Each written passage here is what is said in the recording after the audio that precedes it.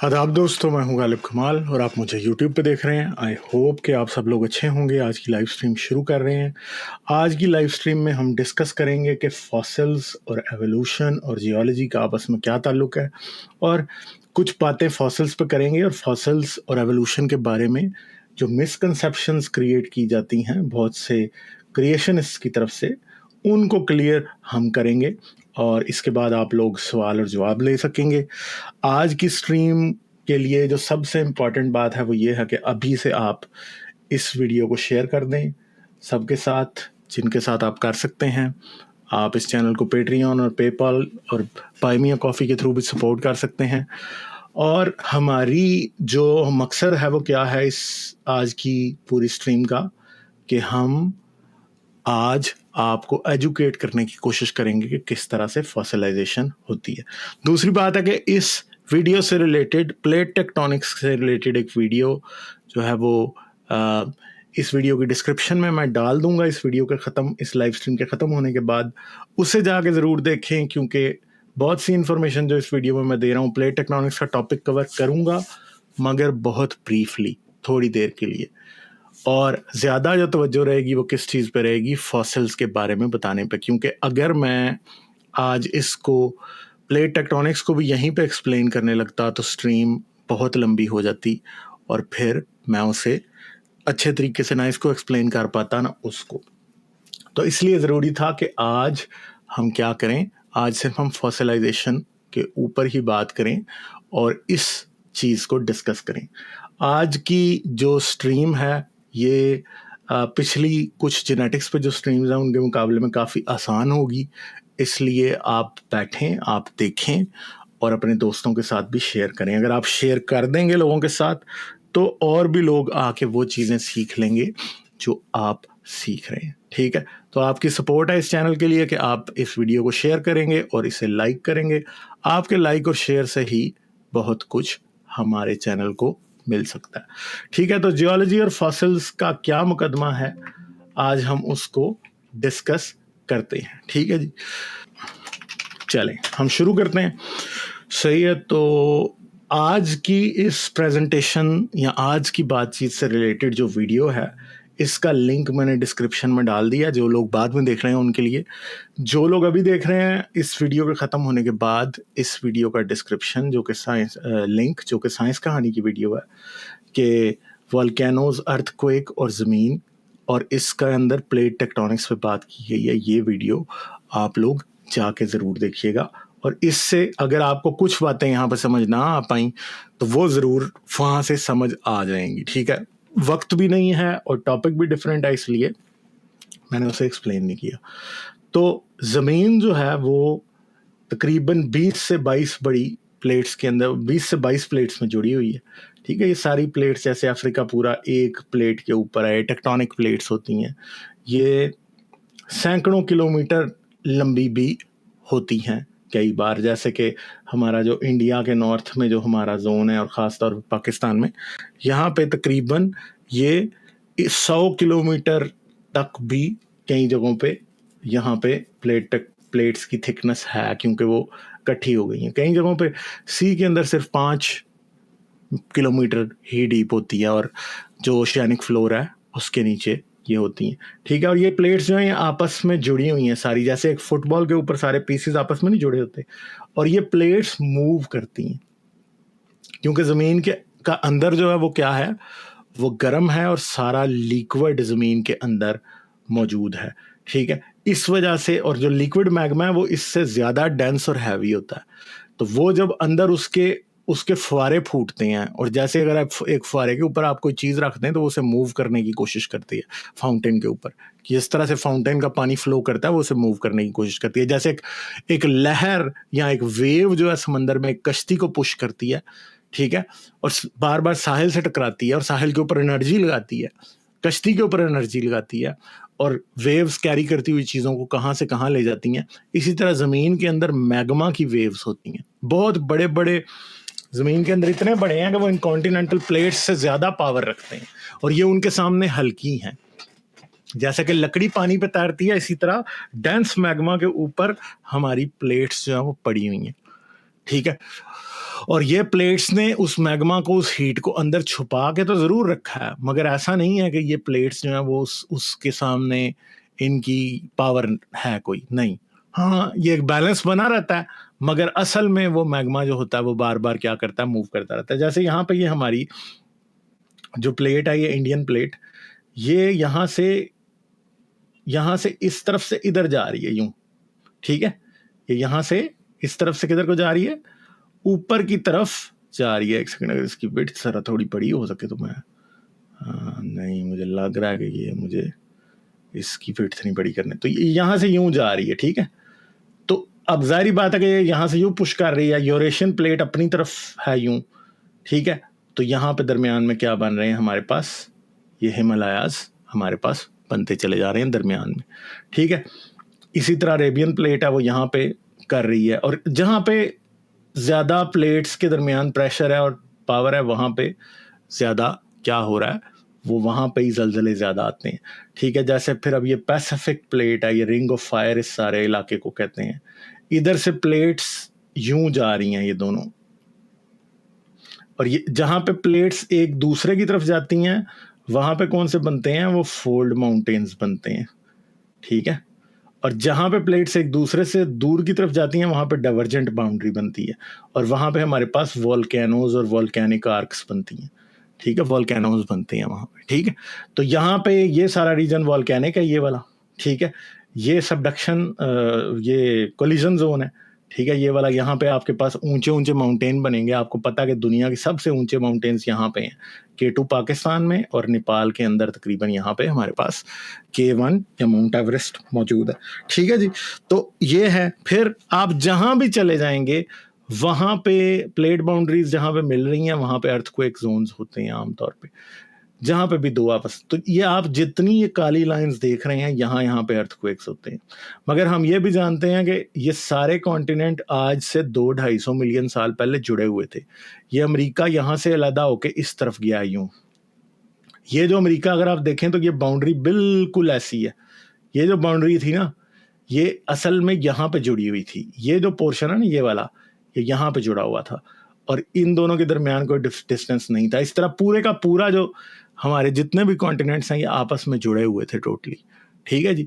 तो ये plate tectonics हैं, ठीक है, कि प्लेट्स मूव करती हैं।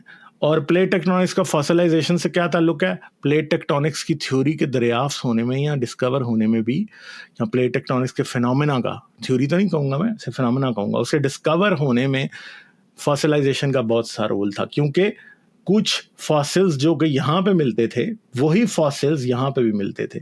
जो रॉक लेयर्स यहाँ पे मिलती थी, अगर जैसे आप एक देखते थे स्ट्रेटाग्राफिक कॉलम, तो ऐसे था वो, एक रॉक नंबर 1 था यूं नीचे, फिर रॉक नंबर 2 था उसके ऊपर, फिर रॉक नंबर 3 उसके ऊपर था।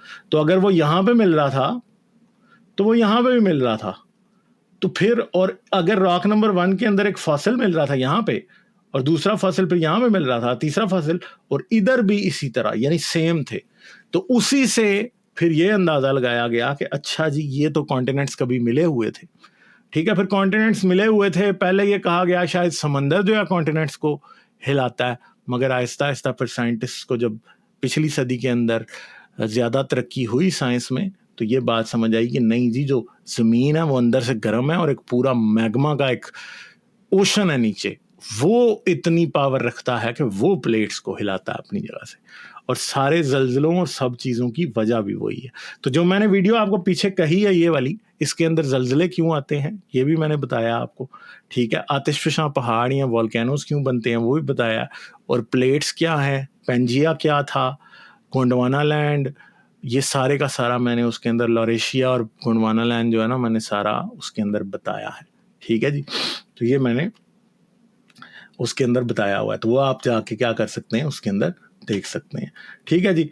तो ये डिजिटल टेक्टोनिक एक्टिविटी मैप है, अगर आप देखें तो ये यहाँ पे ये याद रखें कि ये हमारे पास इस जगह पे, ये हमारे पास इस टाइम पैसिफिक ओशन है यहाँ पे। एक सेकंड, इसका कलर थोड़ा चेंज करते हैं ना, आपको ज़रा सही तरह दिखाई देगा। तो ये यहाँ पे पैसिफिक ओशन यहाँ पे ये है, ठीक है, यहाँ पे, ठीक है। तो ये सॉरी पैसिफिक तो यही है, मैं गलत कर गया हूँ, हाँ सॉरी, मेरे ख्याल में मुझे ऐसे नहीं करना चाहिए था, ठीक है, इसको मैं कंट्रोल Z मेरे ख्याल ऐसे नहीं कर सकता, सॉरी। तो हाँ, तो ये आप देख सकते हैं कि सबसे ज़्यादा अर्थक्वेक्स जो मैंने आपको बताया था, ये रिंग ऑफ फायर है पैसिफिक वाला, ठीक है, ये फिलीपींस वाली प्लेट है, ये वाली यहाँ पे है। फिर ये आप देख सकते हैं ये सारा मलेशिया वाला एरिया है, यहाँ पे है, ठीक है। और फिर आपके पास हमारा जो अरेबियन प्लेट है वहाँ पे है, जो मैंने आपको दिखाया पीछे, ये देखें, ये इस जगह भी सारे के सारे जितने भी हमारे पास अर्थक्वेक्स हैं वो इन रीजन्स के अंदर ही यहाँ पे आते हैं सब के सब, ठीक है। ये फिर आप देख सकते हैं कि समंदर में जो अर्थक्वेक्स आ रहे हैं वो भी उसी जगहों पे आ रहे हैं जहाँ पे प्लेट बाउंड्रीज हैं, ठीक है। और अब हमें पता है कि यहाँ पे कॉन्टिनेंटल भी रिफ्ट पैदा हो रही है। सोमालियन प्लेट जो है वो अफ्रीकन प्लेट से अलग होगी, सोमालियन रीजन जो है वो अफ्रीकन प्लेट से अलग होगा, तो ये दरमियान में से अब ये प्लेट टूटनी शुरू हुई है और ये फिर एक वक्त में जाके यहाँ इसने आके आज से hundreds of millions of years बाद आगे इंडियन प्लेट से टकरा जाएगी, ठीक है। तो ये सारा ये प्लेट टेक्टोनिक्स का चक्कर है। वो वीडियो आपने ज़रूर देखनी है जो मैंने आपको बताया है साइंस कहानी की, उसे आप देखेंगे तो आपको पता चल जाएगा। मैंने आपको बता दिया बाउंड्रीज होती हैं प्लेट्स की, जैसे मैंने आपको पीछे बताया था कि ये कन्वर्जेंट प्लेट बाउंड्री है जहाँ के ऊपर क्या हो रहा है कि दो कॉन्टिनेंटल प्लेट्स जो हैं वो आपस में एक दूसरे की तरफ मूव कर रही हैं, ठीक है। फिर समंदर के अंदर भी कई जगहों पे कन्वर्जेंट प्लेट बाउंड्रीज होती हैं, ठीक है, तो वो भी मौजूद है। अच्छा जी, तो आगे कॉन्टिनेंट कन्वर्जेंट बाउंड्री जिसमें दो कॉन्टिनेंट, ये कॉन्टिनेंट नंबर 1 है और ये कॉन्टिनेंट नंबर 2 है। ये इंडिया और चाइना वाला चक्कर है कि जो यूरेशियन प्लेट है चाइना उस पे है, वो इस तरफ से यूं आ रही है और ये इस तरफ से यूं आ रही है, तो क्या हो रहा है दरमियान में सबसे बड़े फोल्ड माउंटेन्स बन रहे हैं। तो ये क्या है, यहाँ पे हमारे पास हिमालयाज और कराक्रम्स और हिंदू का सारा इधर बन रहा है।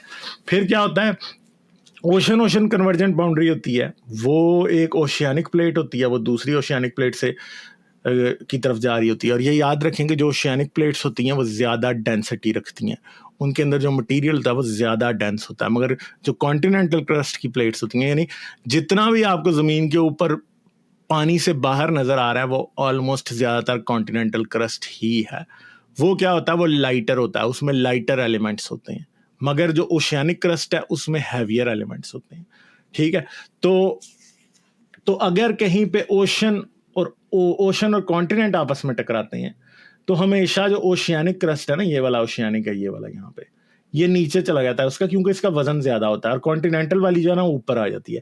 तो जिस तरह पानी के ऊपर बर्फ आराम से तैर जाती है ना, इसी तरह कॉन्टिनेंटल प्लेट जो है वो आराम से ओशियानिक प्लेट के ऊपर चढ़ जाती है और ये नीचे चली जाती है। मगर जहां पे एक जैसी दो टकराती हैं ना, यानी जैसे यहाँ पे ये थोड़ा मुश्किल होता है, मगर ओशियानिक क्रस्ट के केस में वो फिर भी आराम से चली जाती हैं क्योंकि इनकी थिकनेस कम होती है। मैंने आपको बताया ना, ओशियानिक प्लेट्स की थिकनेस 5 to 10 किलोमीटर होती है बस। यानी आप 5 से 10 किलोमीटर की ड्रिलिंग करें समंदर के बॉटम पे तो आप वाकई जो है वो क्या पहुंच जाएंगे, वो ज़मीन के एस्टेनोस्फेयर के अंदर पहुंच जाएंगे। कई जगहों पे 5 किलोमीटर भी है, ठीक है, ज़्यादा भी है, कई जगहों पे कम है। मगर ओशियानिक जो कॉन्टिनेंटल क्रस्ट है वो दुनिया में सबसे जो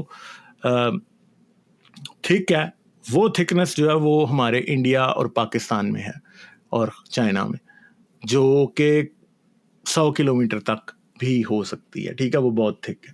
तो इस तरह ओशन डाइवर्जेंट है कि ये दोनों एक दूसरे से परे जा रही होती हैं, और यहाँ पे दरमियान में क्योंकि फिर यहाँ पे वॉल्केनिक आइलैंड्स बनते हैं, ठीक है। और ये वॉल्केनिक आइलैंड्स जो हैं वो बार नया लावा जब वॉल्केनोस निकालते हैं तो वॉल्केनिक आइलैंड बनते हैं यहाँ पे, और ये जो है बेसिकली ज़मीन का नया क्रस्ट बनता है। तो ऐसा होता है कि एक तरफ से प्लेट्स मुसलसल यहाँ पे इधर मांटल के अंदर जा रही होती हैं, ठीक है, यहाँ पे, और एक तरफ से नई बन रही होती हैं। तो ज़मीन का जो क्रस्ट है वो मुसलसल क्या होता है, वो रिसाइकल होता रहता है। तो एक तरफ से वो ख़त्म होता रहता है, दूसरी तरफ से वो नया बनता रहता है। तो ये प्लेट टेक्टोनिक्स का वो साइकिल है और ये ज़मीन पर ज़िंदगी के लिए बहुत ज़रूरी है, क्योंकि प्लेट टेक्टोनिक्स का जो साइकिल है वो मिनरल्स और न्यूट्रिएंट्स को रिसाइकल करता है। ज़मीन के अंदर से मिनरल्स और न्यूट्रिएंट्स और एलिमेंट्स जो हैं वो आ जाते हैं ऊपर, और वो आके लाइफ के साइकिल को भी चलाने में हेल्प करते हैं, क्योंकि आपको पता है कि लाइफ खुद भी तो मिनरल्स और एलिमेंट्स के ऊपर ही डिपेंड करती है ना, और वो प्लेट टेक्टोनिक्स की वजह से मिनरलाइजेशन का प्रोसेस ज़मीन पे होता है। ये प्लेट टेक्टोनिक्स का साइकिल चांद के ऊपर या फिर मार्स पे नहीं चल रहा, इवन के फर्ज करेंगे कोई जाके मार्स को आप कॉलोनाइज भी कर लें, तो मार्स लाइफ के लिए इसलिए भी सस्टेनेबल नहीं है क्योंकि उसके ऊपर क्या है, प्लेट टेक्टोनिक्स है ही नहीं है। चले इंसान तो एक आर्टिफिशियली लाइफ को वहां पे मैनेज कर सकता है, मगर नेचुरली वो इस काबिल नहीं है, वो उस पर जिंदगी हो सके, ना चांद पे हो सकती है। ठीक है, क्यों? क्योंकि प्लेट टेक्टोनिक्स नहीं है। अब जाहिर बात है कि अगर मार्स की सरफेस के ऊपर मिनरल्स और एलिमेंट्स हैं तो हो सकता है कि कोई लिविंग लाइफ जो है वो उन्हें कुछ चंद मिलियन साल में या चंद 100 मिलियन साल में ही यूज़ कर ले। और जाहिर बात है कि अगर वाटर होगा और उसका एक्शन होगा तो वाटर के एक्शन की वजह से सारे मिनरल्स जो है ना, जो लाइफ बेयरिंग मिनरल्स हैं या एलिमेंट्स हैं, वो सारे के सारे दे एंड अप इन द सी। तो जब वो समंदर में पहुंचते हैं ना, तो फिर वहाँ पे अगर वो रिसाइकल ना हो तो वो फिर प्रॉब्लम नहीं हो सकता, बन सकता। दूसरी वजह है कि लाइफ को भी एलिवेशन का फर्क भी चाहिए, ताकि पानी ऊंची जगहों पर जाए, बारिश के सूरत में गिरे और वहां से वो एलिमेंट्स और मिनरल्स वाली जो जो सॉइल है उस पानी के जरिए उठे और वो प्लेन्स में और दूसरी जगहों पर जाए और वो मिनरल्स वहां पर डिपॉजिट हों, तो तब भी जिंदगी वहां रह सकेगी। अगर बारिश का साइकिल, बारिश का पानी मिनरल्स ना लेके आए तो आपकी सारी ज़मीन कुछ अरसे में बंजर हो जाएगी, चंद मिलियन साल भी शायद ना लगें, और उसके बाद क्या होगा कि लाइफ सस्टेन ही नहीं कर सकेगी। क्योंकि हमें पता है कि माइक्रो ऑर्गेनिजम्स मिनरल्स को यूज़ करते हैं, प्लांट्स उन माइक्रो ऑर्गेनिजम्स को यूज़ करते हैं और प्लांट्स को फिर बाकी जानवर खाते हैं, तो तब साइकिल लाइफ का चलता है। तो इन द एंड हमें पता है कि पानी इस तरह प्लेट टेक्टोनिक्स जो है वो चलती है। यानी प्लेट टेक्टोनिक्स के बगैर दरियाए सिंध या अमेज़न रिवर या कोलोराडो रिवर या येलो रिवर या कोई भी बड़ा रिवर जो दुनिया में है वो नहीं हो सकते। नाइल नहीं हो सकता, ठीक है? प्लेट टेक्टोनिक्स होगी तो नाइल होगा, क्योंकि अगर प्लेट टेक्टोनिक्स नहीं होगी तो क्या होगा कि बारिश किसी भी जगह पे बरसेगी तो जमीन सारी बराबर है, उसने कहाँ जाना है फिर? ठीक है, तो मेन चीज क्या है, प्लेट टेक्टोनिक्स जब एलिवेशन डिफरेंस क्रिएट करती है उसकी वजह से वाटर साइकिल ऑपरेट कर पाता है। और जब वाटर साइकिल इस तरह ऑपरेट कर पाता है, वाटर साइकिल तो वैसे भी ऑपरेट करेगा, वाटर साइकिल इस तरह से ऑपरेट कर पाता है कि उसकी वजह से क्या होता है कि मिनरल्स का एक्सचेंज पॉसिबल होता है जमीन की सरफेस के अंदर। और जब वो होता है पॉसिबल तो उसी वजह से क्या होता है, आहिस्ता आहिस्ता फिर क्या होता है कि वो मिनरल्स जो हैं वो लाइफ के अंदर आते हैं। ठीक है जी, तो ये बात है। आगे हम चलते हैं। जमीन बहुत पुरानी है, जमीन 4.6 बिलियन ईयर्स पुरानी है। ठीक है, यानी 4.6 बिलियन ईयर्स। जमीन 46 तकरीबन कितने करोड़ साल पुरानी है? 460 करोड़ साल पुरानी है। 460 करोड़ साल पुरानी है जमीन। ठीक है, और इंसान को भी इसके ऊपर आए हुए चंद लाख साल ही हुए हैं, 2-3 लाख साल पुराने हम हैं। ठीक है, तो ये बात है। लाइक करते जाएं जी, लाइक्स आप करेंगे तो वीडियो देखेंगे लोग, वरना तो नहीं देखेंगे। अब जब हम सीरियस बातें करते हैं तो कोई भी लाइक नहीं करता। ठीक है, तो यहाँ पे एक प्रॉपर एजुकेशन का सिलसिला है जो हम शुरू कर रहे हैं, और मुझे नहीं पता कि आप लोगों को इस तरह की चीज़ें कितनी पसंद है, मगर आई होप कि आपको पसंद है। तो ठीक है, अब हम देखते हैं कि 4.6 बिलियन ईयर्स पहले जो है ना ज़मीन शुरू हुई थी। ठीक है जी, और ज़मीन के ऊपर जो कम्प्लेक्स मल्टी सेलुलर लाइफ है ना, वो सिर्फ और सिर्फ 54 करोड़ साल पहले या 5.4 sorry half a billion years पहले शुरू हुई है। ठीक है, इससे पहले लाइफ थी और उसका मैं आपको एविडेंस भी दिखाऊंगा। ठीक है, सॉलिड एविडेंस आपको मैं दिखाऊंगा कि इससे पहले लाइफ कैसे थी। ठीक है, और मैं आपको बताऊंगा कि लाइफ फिर किधर से शुरू होती है और कैसे आती है आगे। ठीक है, तो फॉसिल जो हमें मिलने शुरू होते हैं, प्रॉपर फॉसिल, वो इस पॉइंट से बाद मिलने शुरू होते हैं, जिसे आप कैम्ब्रियन एक्सप्लोजन कहते हैं। तो कैम्ब्रियन एक्सप्लोजन के अंदर असल में ऐसा हुआ था, कैम्ब्रियन एक्सप्लोजन पे भी हम एक स्ट्रीम करेंगे। तो क्या होगा जी, कैम्ब्रियन एक्सप्लोजन में ऐसा हुआ था कि पहली बार ऐसे लाइफ फॉर्म इवॉल्व हो चुके थे जिनके अंदर हार्ड पार्ट्स या हड्डियां थी, और वो जो हैं वो फॉसिलाइज हो सकती थी, ठीक है। क्योंकि अगर एक जेलीफिश कहीं मर जाती है ना, तो जेलीफिश का फॉसिलाइज होना बहुत ही मुश्किल काम है, ठीक है। उसका कोई ट्रेस फॉसिल बन सकता है, मगर उसकी फॉसिलाइजेशन बहुत मुश्किल है। मगर हड्डी की फॉसिलाइजेशन बहुत आसान है, वो आगे हम फॉसिलाइजेशन के प्रोसेस को भी डिस्कस करते हैं अभी, ठीक है। तो हमें सारे फॉसिल इस पॉइंट से आगे आगे यहाँ पे मिलते हैं, ठीक है। तो ये जमीन के जियोलॉजिकल टाइम स्केल है, इसमें डिफरेंट पीरियड्स हैं जिनको कहा जाता है। तकरीबन 541 मिलियन ईयर्स से लेके 485 मिलियन ईयर्स पीछे तक के दरमियान में हमें कैम्ब्रियन मिलता है, यानी 54 करोड़ से 48 करोड़ साल पीछे अगर आप चले जाएं तो वो कैम्ब्रियन था। इसी तरह ये जो हमारे पास पेलियोज़ोइक एरा है, ये तकरीबन 54 करोड़ साल से लेके 25 करोड़ साल के दरमियान में है, ठीक है जी। तो ये इस सब टाइम में लाइफ मौजूद थी, ठीक है। और उसके फॉसिल भी हमें मिलते हैं। और आप देख सकते हैं कि रेड में हर जगह पे एक मास एक्सटिंक्शन का वर्ड लिखा गया है, ठीक है, समझ गए। मास एक्सटिंक्शन का वर्ड हर जगह पे ये लिखा गया, क्यों? क्योंकि हर किसी पॉइंट पे, इस वाले पॉइंट पे 443 मिलियन ईयर्स यानी 44 करोड़ वाले टाइम पे भी कोई मास एक्सटिंक्शन हुई थी। वो क्यों हुई थी हम नहीं जानते। जमीन के ऊपर कोई बहुत बड़ी चेंज हुई, कोई मतलब पता है सब, इधर पता है सब चीज़ों का पता कि ये वाली मास एक्सटिंक्शन जो ऑर्डोविशियन और सिल्यूरियन के दरमियान है क्यों हुई थी, फिर ये वाली क्यों हुई थी, फिर ये वाली क्यों हुई थी, ठीक है, ये सब पता है। इनके ऊपर भी कभी मास एक्सटिंक्शंस के ऊपर भी एक स्ट्रीम हम कर लेंगे और उसके ऊपर बताएंगे कि क्यों क्यों कौन कौन सी हुई थी, ठीक है। इन पूरी एक एक के ऊपर एक एक स्ट्रीम की जा सकती है, ठीक है। तो ये मास एक्सटिंक्शन हो रही थी। मास एक्सटिंक्शन का मतलब क्या है कि जिसके ऊपर एक बहुत बड़े लेवल के ऊपर जानदारों की मौत हो जाती है, यानी जमीन के ऊपर कोई ऐसा इवेंट हो जाता है जिसमें 90% स्पीशीज जो है वो मर जाते हैं। फर्ज करें अगर आज को मास एक्सटिंक्शन हो जाए तो इसका मतलब अगर 90% या 95% स्पीशीज मर जाएंगे तो इसका मतलब है जमीन पे आपको जितने भी दिखाई दे रहे हैं वो सारे के सारे मर जाएंगे, आपको शायद चंद ही बचे हुए दिखाई देंगे। और उसमें सिर्फ यही नहीं कि उसमें परिंदे और जानदार ही मरते हैं, उसमें दरख्त भी मर जाते हैं, उसमें पौधे भी। और कई मास एक्सटिंक्शंस ऐसी होती हैं कि वो माइक्रो ऑर्गेनिजम्स पे काम करती हैं। और माइक्रो ऑर्गेनिजम्स क्योंकि फूड चेन के बॉटम पे होते हैं और उनके ऊपर हर दूसरी चीज़ डिपेंड करती है, तो उसकी वजह से क्या होता है कि फिर ऊपर के लेवल पे बहुत ज़्यादा एक्सटिंक्शन होती है, ठीक है। तो मास एक्सटिंक्शंस हैं ये, ठीक है। तो अब हम ये देख सकते हैं कि यहाँ पे कुछ लिखा भी हुआ है, ठीक है। मैरीन इनवर्टिब्रेट्स यानी कैम्ब्रियन और ऑर्डिविशियन के दरमियान हमें जो फॉसिल्स मिलेंगे उनके अंदर बैकबोन नहीं होगी, वर्टिब्रेट वाले नहीं है वो। तो यहाँ पे हमें ऐसे फॉसिल्स मिल रहे होंगे जो कि सी शेल वगैरह है, इस तरह के ऑर्गेनिज्म है। वर्टिब्रेट वाले जानदार जिनमें रीढ़ की हड्डी होती है वो नहीं मिलेंगे। हाँ, मगर यहां से हमें फिर क्या मिलेंगी? फिश मिलेगी। और फिश क्या है? फिश वर्टिब्रेट वाला एनिमल है, ठीक है।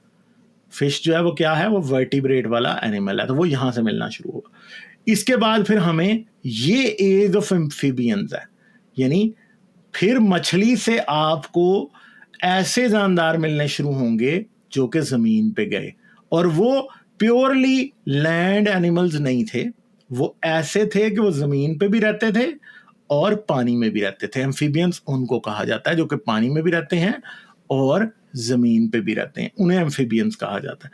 तो आपको अब ऐसा है कि इस पॉइंट के ऊपर आपको कोई चेंज इधर मिल रही होगी। इस पॉइंट पे मास एक्सटिंक्शन हुई और साथ ही कोई चेंज हुई, और उस चेंज की वजह से क्या हुआ कि आपके पास ऐसे जानदार मिलने लगे जमीन के ऊपर जो कि सिर्फ पानी में नहीं रहते थे, वो जमीन पे या खुश्की में भी रहते थे, ठीक है। मैंने इसे दो में डिवाइड किया हुआ क्योंकि बड़ा मुश्किल है, इसे एक स्क्रीन पे मैं आपको नहीं दिखा सकता था, ठीक है। फिर ये 251 मिलियन ईयर्स यानी 25 करोड़ वाली ट्रायासिक, और हमारे पास जो पर्मियन जो है ना वो हमें मिली मास एक्सटिंक्शन, और इसके बाद एक और हमें जुरासिक और ट्रायासिक वाली मिलती है, वो 201 मिलियन ईयर्स पहले हमें मिलती है, ठीक है जी। फिर ये एक और मास एक्सटिंक्शन होगी और फिर हमें ये वाली 66 मिलियन ईयर्स वाली जो फेमस मास एक्सटिंक्शन है, ये कौन सी है? ये डायनासोर वाली है, ठीक है। जिसे हम केटी बाउंड्री कहते हैं, क्रिटेशियस और टर्शरी बाउंड्री। अच्छा, अब हम ये देख रहे हैं कि 251 मिलियन ईयर्स से लेके 66 मिलियन ईयर्स तक हमें एज ऑफ रेप्टाइल्स मिलती है। ठीक है, इस एज ऑफ रेप्टाइल्स के अंदर आपको मैमल्स के फॉसिल्स नहीं मिल रहे, और आपको क्या मिल रहा है? आपको मैमल्स के फॉसिल नहीं मिल रहे, आपको डायनासोर्स के भी फॉसिल्स मतलब नहीं मिल रहे। डायनासोर्स के तो मिल रहे हैं यहां पे, ठीक है। फर्स्ट डायनासोर्स कब आते हैं? 251 से 200 तक, ठीक है। ये फर्स्ट डायनासोर्स आपके पास आ गए हैं, और फर्स्ट मैमल्स भी इसी दौरान इवॉल्व हो चुके हैं। मगर ये एज ऑफ डायनासोर्स ही है। क्यों? क्योंकि डायनासोर्स बड़े बड़े थे और मैमल्स छोटे थे। रेप्टाइल्स मौजूद हैं इसके अंदर, ठीक है। फिर डायनासोर्स जो है वो डाइवर्स होते हैं, और इस पॉइंट के ऊपर डायनासोर, यानी ये जो पॉइंट है, यहां से डायनासोर 201 मिलियन ईयर्स से, यानी 20 करोड़ साल से डायनासोर्स का टाइम शुरू होता है, और ये 6 करोड़ साल तक, तकरीबन 6.5 करोड़ साल तक ये चलता रहता है। यानी ये सारी ये एज ऑफ डायनासोर्स है, ये वाली, यहां से लेके यहां तक, ठीक है। तो ये कितनी बनती है? 45 करोड़ 14 करोड़ साल, 144 मिलियन ईयर्स तक डायनासोर जो है वो जमीन पे राज कर रहे थे, ठीक है। अब इस वक्त ये जो फर्स्ट मैमल्स हमें मिलते हैं, ये प्लेसेंटल मैमल्स नहीं थे। ऐसे मैमल्स भी हमें मिलते हैं इस एरा के अंदर जो कि अंडे देते थे, ठीक है जी। और दूसरी बात है, मार्सूपियल मैमल्स आपको इधर मिल रहे हैं, मगर प्लेसेंटल मैमल्स जो कि बच्चा पेट से मां के पैदा हो के निकलता है, वो क्रिटेशियस पीरियड, यानी 145 से 66 मिलियन ईयर्स पहले, यानी 14.5 करोड़ साल से लेके 6.5 करोड़ साल के दरमियान हमें मिलना शुरू होते हैं। और ये सब कुछ फॉसिल रिकॉर्ड से साबित होता है। यानी जितनी बातें मैं आपको बता रहा हूं, आज इतने फॉसिल्स मिल चुके हैं कि इस सब एरा में, यानी ऐसे नहीं हो सकता कि ये हमारे पास ऑर्डोविशियन और कैम्ब्रियन, जिसमें अभी मैमल्स इवॉल्व भी नहीं हुए थे, यहां पे आपको इस एरिया के अंदर आपको मैमल का फॉसिल मिल जाए। यहां पे आपको मैमल का फॉसिल नहीं मिलेगा, बिल्कुल भी नहीं मिलने वाला यहां पे, और ना आज तक मिला है, ठीक है। ना कभी मिला है और ना मिलेगा। इधर आपको डायनासोर नहीं मिलेगा यहां पे, यानी सिल्वेरियन और डिवोनियन के अंदर तकरीबन 44 करोड़ से 35 करोड़ साल के दरमियान में आपको डायनासोर नहीं मिलने लगा, आपको मैमल नहीं मिलने लगा, आपको एम्फीबियन भी नहीं मिलने लगा। और फिर यहां पे आपको एम्फीबियन तो मिलेगा, मैमल यहां भी नहीं है, ठीक है। डायनासोर नहीं है यहां पे, ठीक है। बर्ड्स यहां पे नहीं है, ये आपको तीनों नहीं मिलेंगे, ठीक है। समझ गए आप जब इस एरिया में जाएंगे तो आपको सी शेल वाले एनिमल और बहुत सारे एनिमल्स दिखाई देंगे, मगर आपको फिश नहीं मिलेगी, ठीक है। फिश नहीं मिल रही। तो ये फॉसिलाइजेशन की हिस्ट्री है। और पत्थरों के अंदर फॉसिल होते हैं, पत्थरों के अंदर जो फॉसिल होते हैं वो किसी ने रखे नहीं है वहां पे। जो जानदार जहां पे मर गया, पानी ने और पानी के एक्शन ने उसे वहां पे बैरी कर दिया, ठीक है। और वो वहां ही पड़ा है, उसे दुनिया की किसी चीज ने आज तक नहीं हटाया, किसी इंसान ने नहीं लिखी वो ये हिस्ट्री, ठीक है। तो ये चीज है। फिर अगर हम आगे चलते हैं तो फिर हम देखते हैं कि ये जो प्राइमेट्स हैं, ये जो 2 टांगों पे चलने वाले, या जिनके बड़े दिमाग हैं, इंसान जैसी बॉडी है, इंसान जैसे हाथ हैं, अपोजेबल थम्स हैं, ठीक है, दरख्तों पे चलते चलते आपको नजर आते हैं चिंपैंजी वगैरह, ये आपको इसके बाद ही दिखाई देने शुरू होते हैं यहां से, ठीक है। फिर ग्रासी इकोसिस्टम्स बनते हैं, और आज से तकरीबन 2 मिलियन साल पहले आपको क्या आने शुरू होते हैं? Extinction of large mammals and birds और मॉडर्न ह्यूमंस आने शुरू होते हैं, ठीक है। और होमिनिड स्पीशीज यहां से आपको मिलते हैं, जिसे क्वाटरनरी पीरियड कहते हैं। इसके अंदर आपको, इस पीरियड के अंदर आपको होमिनिड्स मिलते हैं, ठीक है। और तकरीबन यहां पे हमें कहीं सैलैंथ्रोपस चाडेंसिस मिलता है यहां पे, ठीक है, जो कि हमारा और चिंपैंजी का एप लाइक कॉमन एंसेस्टर है, सैलैंथ्रोपस चाडेंसिस, SCH, ठीक है जी। तो ये है बेसिकली सारी की सारी ये वो चीज़ें हैं, ठीक है। बेसिकली यहाँ पे जितना कुछ भी लगा हुआ है ना, ये कुछ इन्होंने लिखा हुआ ही है, फॉर्मेशंस और सारी चीज़ें, और वो जो है वो क्या है, वो इन्होंने नॉर्थ अमेरिका के हिसाब से लिखी हुई हैं, ठीक है। तो ये आप देख सकते हैं, ज़मीन के ऊपर इन्होंने काफ़ी ज़बरदस्त इवेंट्स लिखे हैं। ओल्डेस्ट नोन रॉक्स जो हैं वो कब के हैं, तकरीबन यहाँ पे 4.3 बिलियन ईयर्स पुराने ज़मीन के ऊपर सबसे पुराने रॉक्स हैं, ठीक है जी। ये है असल में गेम। तो अच्छा, first iron deposits, abundant carbonate rocks, super continent जो है वो ड्रिफ्टेड अपार्ट कब हो रहा था, इस पॉइंट पे यहाँ पे कहीं ये होना शुरू हुआ था। ये अब कितने बिलियन ईयर्स हैं मुझे इसका याद नहीं, ठीक है।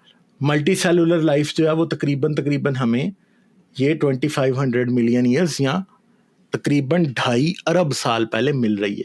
और 2.3 बिलियन ईयर्स पहले यहाँ पे कहीं हमारे पास क्या था, ग्रेट ऑक्सीजनेशन इवेंट था,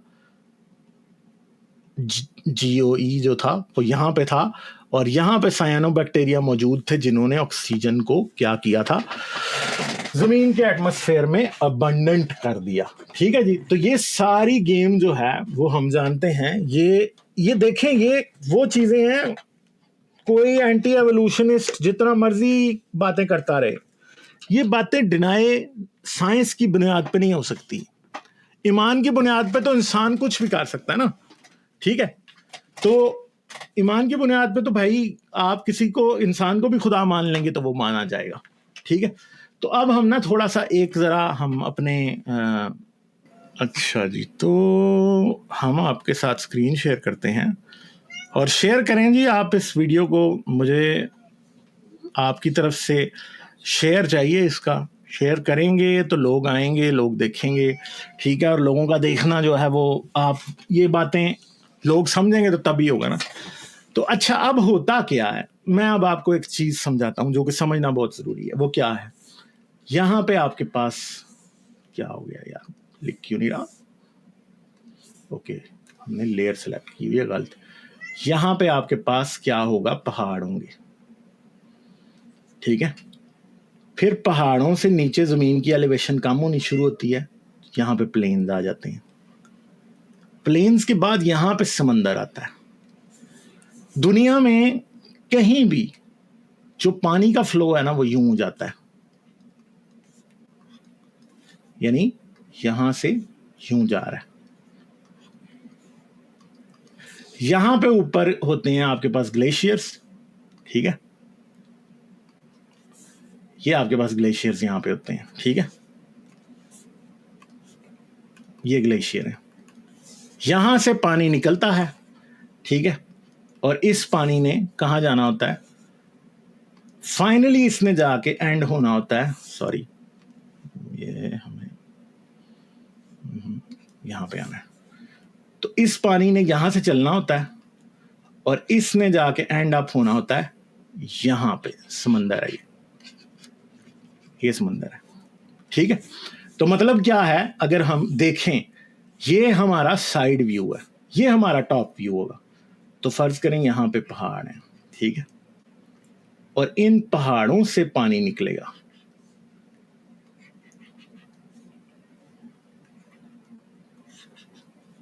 और ये सब क्या है, ये दरिया है, और यहां पे समंदर होगा, ये समंदर है, ठीक है।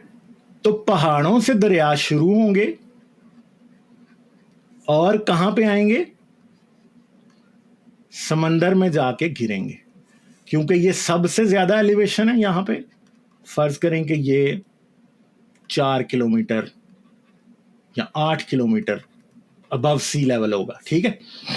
और ये आपका सी लेवल है, यानी ये आपका सी लेवल है, ये आपका अगर कुराक्रम्स हैं तो ये 8 किलोमीटर ऊपर है, ठीक है। और ये अगर आपके प्लेन्स हैं दरमियान में, दिल्ली है या इस्लामाबाद है, तो ये आपके पास तकरीबन 1 किलोमीटर ऊपर होंगे समंदर से, ठीक है।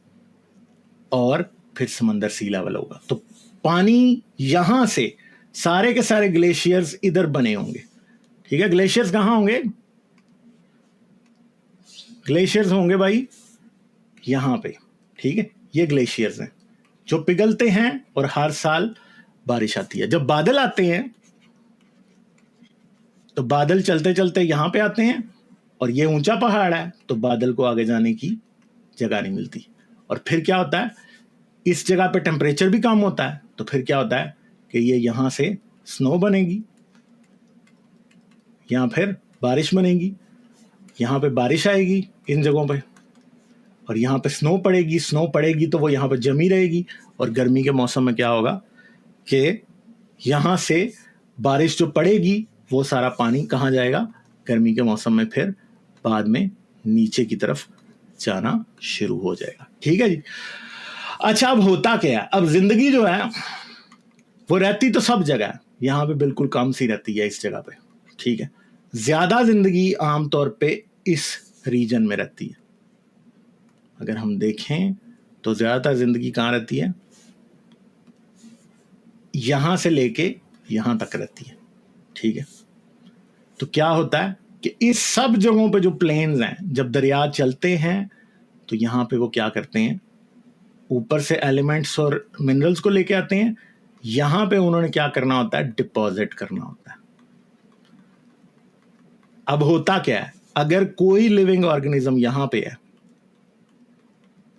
और वो मर जाता है, फर्ज करें यहां पे है और वो मर जाता है, तो पीछे से जो पानी अपने साथ मट्टी ला रहा है वो क्या करता है, इसे यहां पे डिपॉजिट कर देता है इस मरे हुए के ऊपर, और वो जल्दी से बैरी हो जाता है। जब वो जल्दी से बैरी होता है तो यहां से फॉसिलाइजेशन का प्रोसेस शुरू होता है। फॉसिलाइजेशन का प्रोसेस कैसे शुरू होता है वो हम अभी डिस्कस करते हैं। ठीक है, तो फॉसिलाइजेशन के प्रोसेस को अब हम जरा डिस्कस करेंगे, आगे हम चलते हैं। तो फॉसिल बेसिकली क्या होता है, जब एक जानदार दब जाता है तो उसके जो रिमेन्स होते हैं ना, वो बेसिकली फॉसिल होते हैं। जैसे कि ये एक जानदार है, बेसिकली ये यहाँ पे मरा है, और ये जो जानदार है ना, इसके जो रिमेन्स हैं वो क्या हैं, वो फॉसिल हैं बेसिकली। तो ये जो फॉसिल्स हैं, ये इनको किसी इंसान ने नहीं बनाया होता, ये कुदरत के एक्शन से बने होते हैं। ठीक है, ये किससे बनते हैं, ये कुदरत के एक्शन से बनते हैं, नेचर के एक्शन से ये बनते हैं। अच्छा, ये कहां पे मिलते हैं, सेडिमेंट्री रॉक्स के अंदर। ये जो सेडिमेंट्री रॉक का वर्ड है ना, ये बहुत इंपॉर्टेंट है। ठीक है, जमीन के ऊपर पत्थर और भी किस्म के हैं, वो जो मैंने पिछली आपको बताई है ना, मेरी जो मैंने आपको कहा है जिसको आपने देखना जाके प्लेट टेक्टोनिक्स वाली, उसमें आपको सेडिमेंट्री रॉक के बारे में भी पता चल जाएगा। ठीक है, सेडिमेंट्री रॉक्स में मिलते हैं, एम्बर में मिल सकते हैं, आइस में मिलते हैं, बहुत रीसेंट फॉसिल्स आइस में मिलते हैं असल में, या टार, जहाँ पे कोई पेट्रोलियम वगैरह नीचे से ज़मीन से निकल के आ जाता है और उसके अंदर भी कई बार जानवर गिर के मर जाते हैं और वो प्रिजर्व हो जाते हैं, क्योंकि वो इनऑर्गेनिक डेड लैंड बना देता है, वहाँ पे कोई जानवर उसे वो नहीं कर सकता। बनते कैसे हैं, मिनरलाइजेशन के थ्रू, कार्बनाइजेशन के थ्रू, प्रिजर्वेशन के थ्रू, ये हम सारा डिस्कस करेंगे। ठीक है, आगे हमारे लिए ज़्यादा इंपॉर्टेंट मिनरलाइजेशन है, बाकी के दो हमारे लिए इतने को इंपॉर्टेंट नहीं है। एविडेंस एवोल्यूशन का ये प्रोवाइड करते हैं, क्यों, क्योंकि ज़मीन की हिस्ट्री में पत्थरों के अंदर आपको जानदार बदलते हुए दिखाई दे रहे हैं। कुछ जानदार जो कि मैंने आपको पीछे बताया है कि भाई एक प्रॉपर टाइम था जब ज़मीन पर सिर्फ मछलियां थी, आपको एम्फीबियन ही नहीं मिलेगा। ऐसा नहीं हो सकता कि उसमें आपको मगरमच्छ मिल जाए, क्रोकोडाइल नहीं मिलेगा, क्योंकि क्रोकोडाइल उस टाइम पे हो ही नहीं सकता। जब क्रोकोडाइल नहीं हो सकता तो मिलेगा कैसे, इवॉल्व ही नहीं हुआ। मगर फिर बाद में क्रोकोडाइल आ कैसे जाता है, वो इसलिए आ जाता है कि वो इवॉल्व हो जाता है। ठीक है, सही है, वो इवॉल्व हो जाता है इसलिए आ जाता है। फिर कई जानदार आपको एक खास वक्त में नजर आते रहते हैं और उसके बाद वो एकदम गायब हो जाते हैं, क्योंकि वो एक्सटिंक्ट हो गए होते हैं। एक्सटिंक्शन का क्या मतलब है, किसी एक जानदार का आखिरी मेंबर भी मर जाना। और स्पीशिएशन या ओरिजिन ऑफ स्पीशीज का क्या मतलब है, कि किसी एक जानदार की आपको पहली फॉर्म मिलना शुरू होना। ठीक है, तो ये हम सारा पीछे डिस्कस कर रहे हैं, उम्मीद है आपको समझ आई होगी। और जरूर आइएगा और मुझसे जरूर क्वेश्चन कीजिएगा, एक एक चीज मैं आपको खोल के बताऊंगा, खोल के बताऊंगा। ठीक है, ये मेरा आपसे वादा है। अच्छा जी, प्रोसेस फॉसिलाइजेशन का कैसे होता है? तो ये इंपॉर्टेंट चीज है कि फॉसिलाइजेशन कैसे होती है। सबसे पहले एक जानदार मर जाता है, ठीक है, कोई भी जानदार मर जाता है। फिर क्या होता है, वो जल्दी से डिपॉजिट हो जाता है। यानी डिपोजिशन का क्या मतलब है कि अब पीछे से पानी आ रहा है, ठीक है, यहां से, और एक जानदार यहां पे मर गया है, ठीक है, और पानी अपने साथ बेशुमार मिट्टी ला रहा है। हमें पता है कि फ्लड जब भी आता है उसके साथ बेशुमार मिट्टी होती है।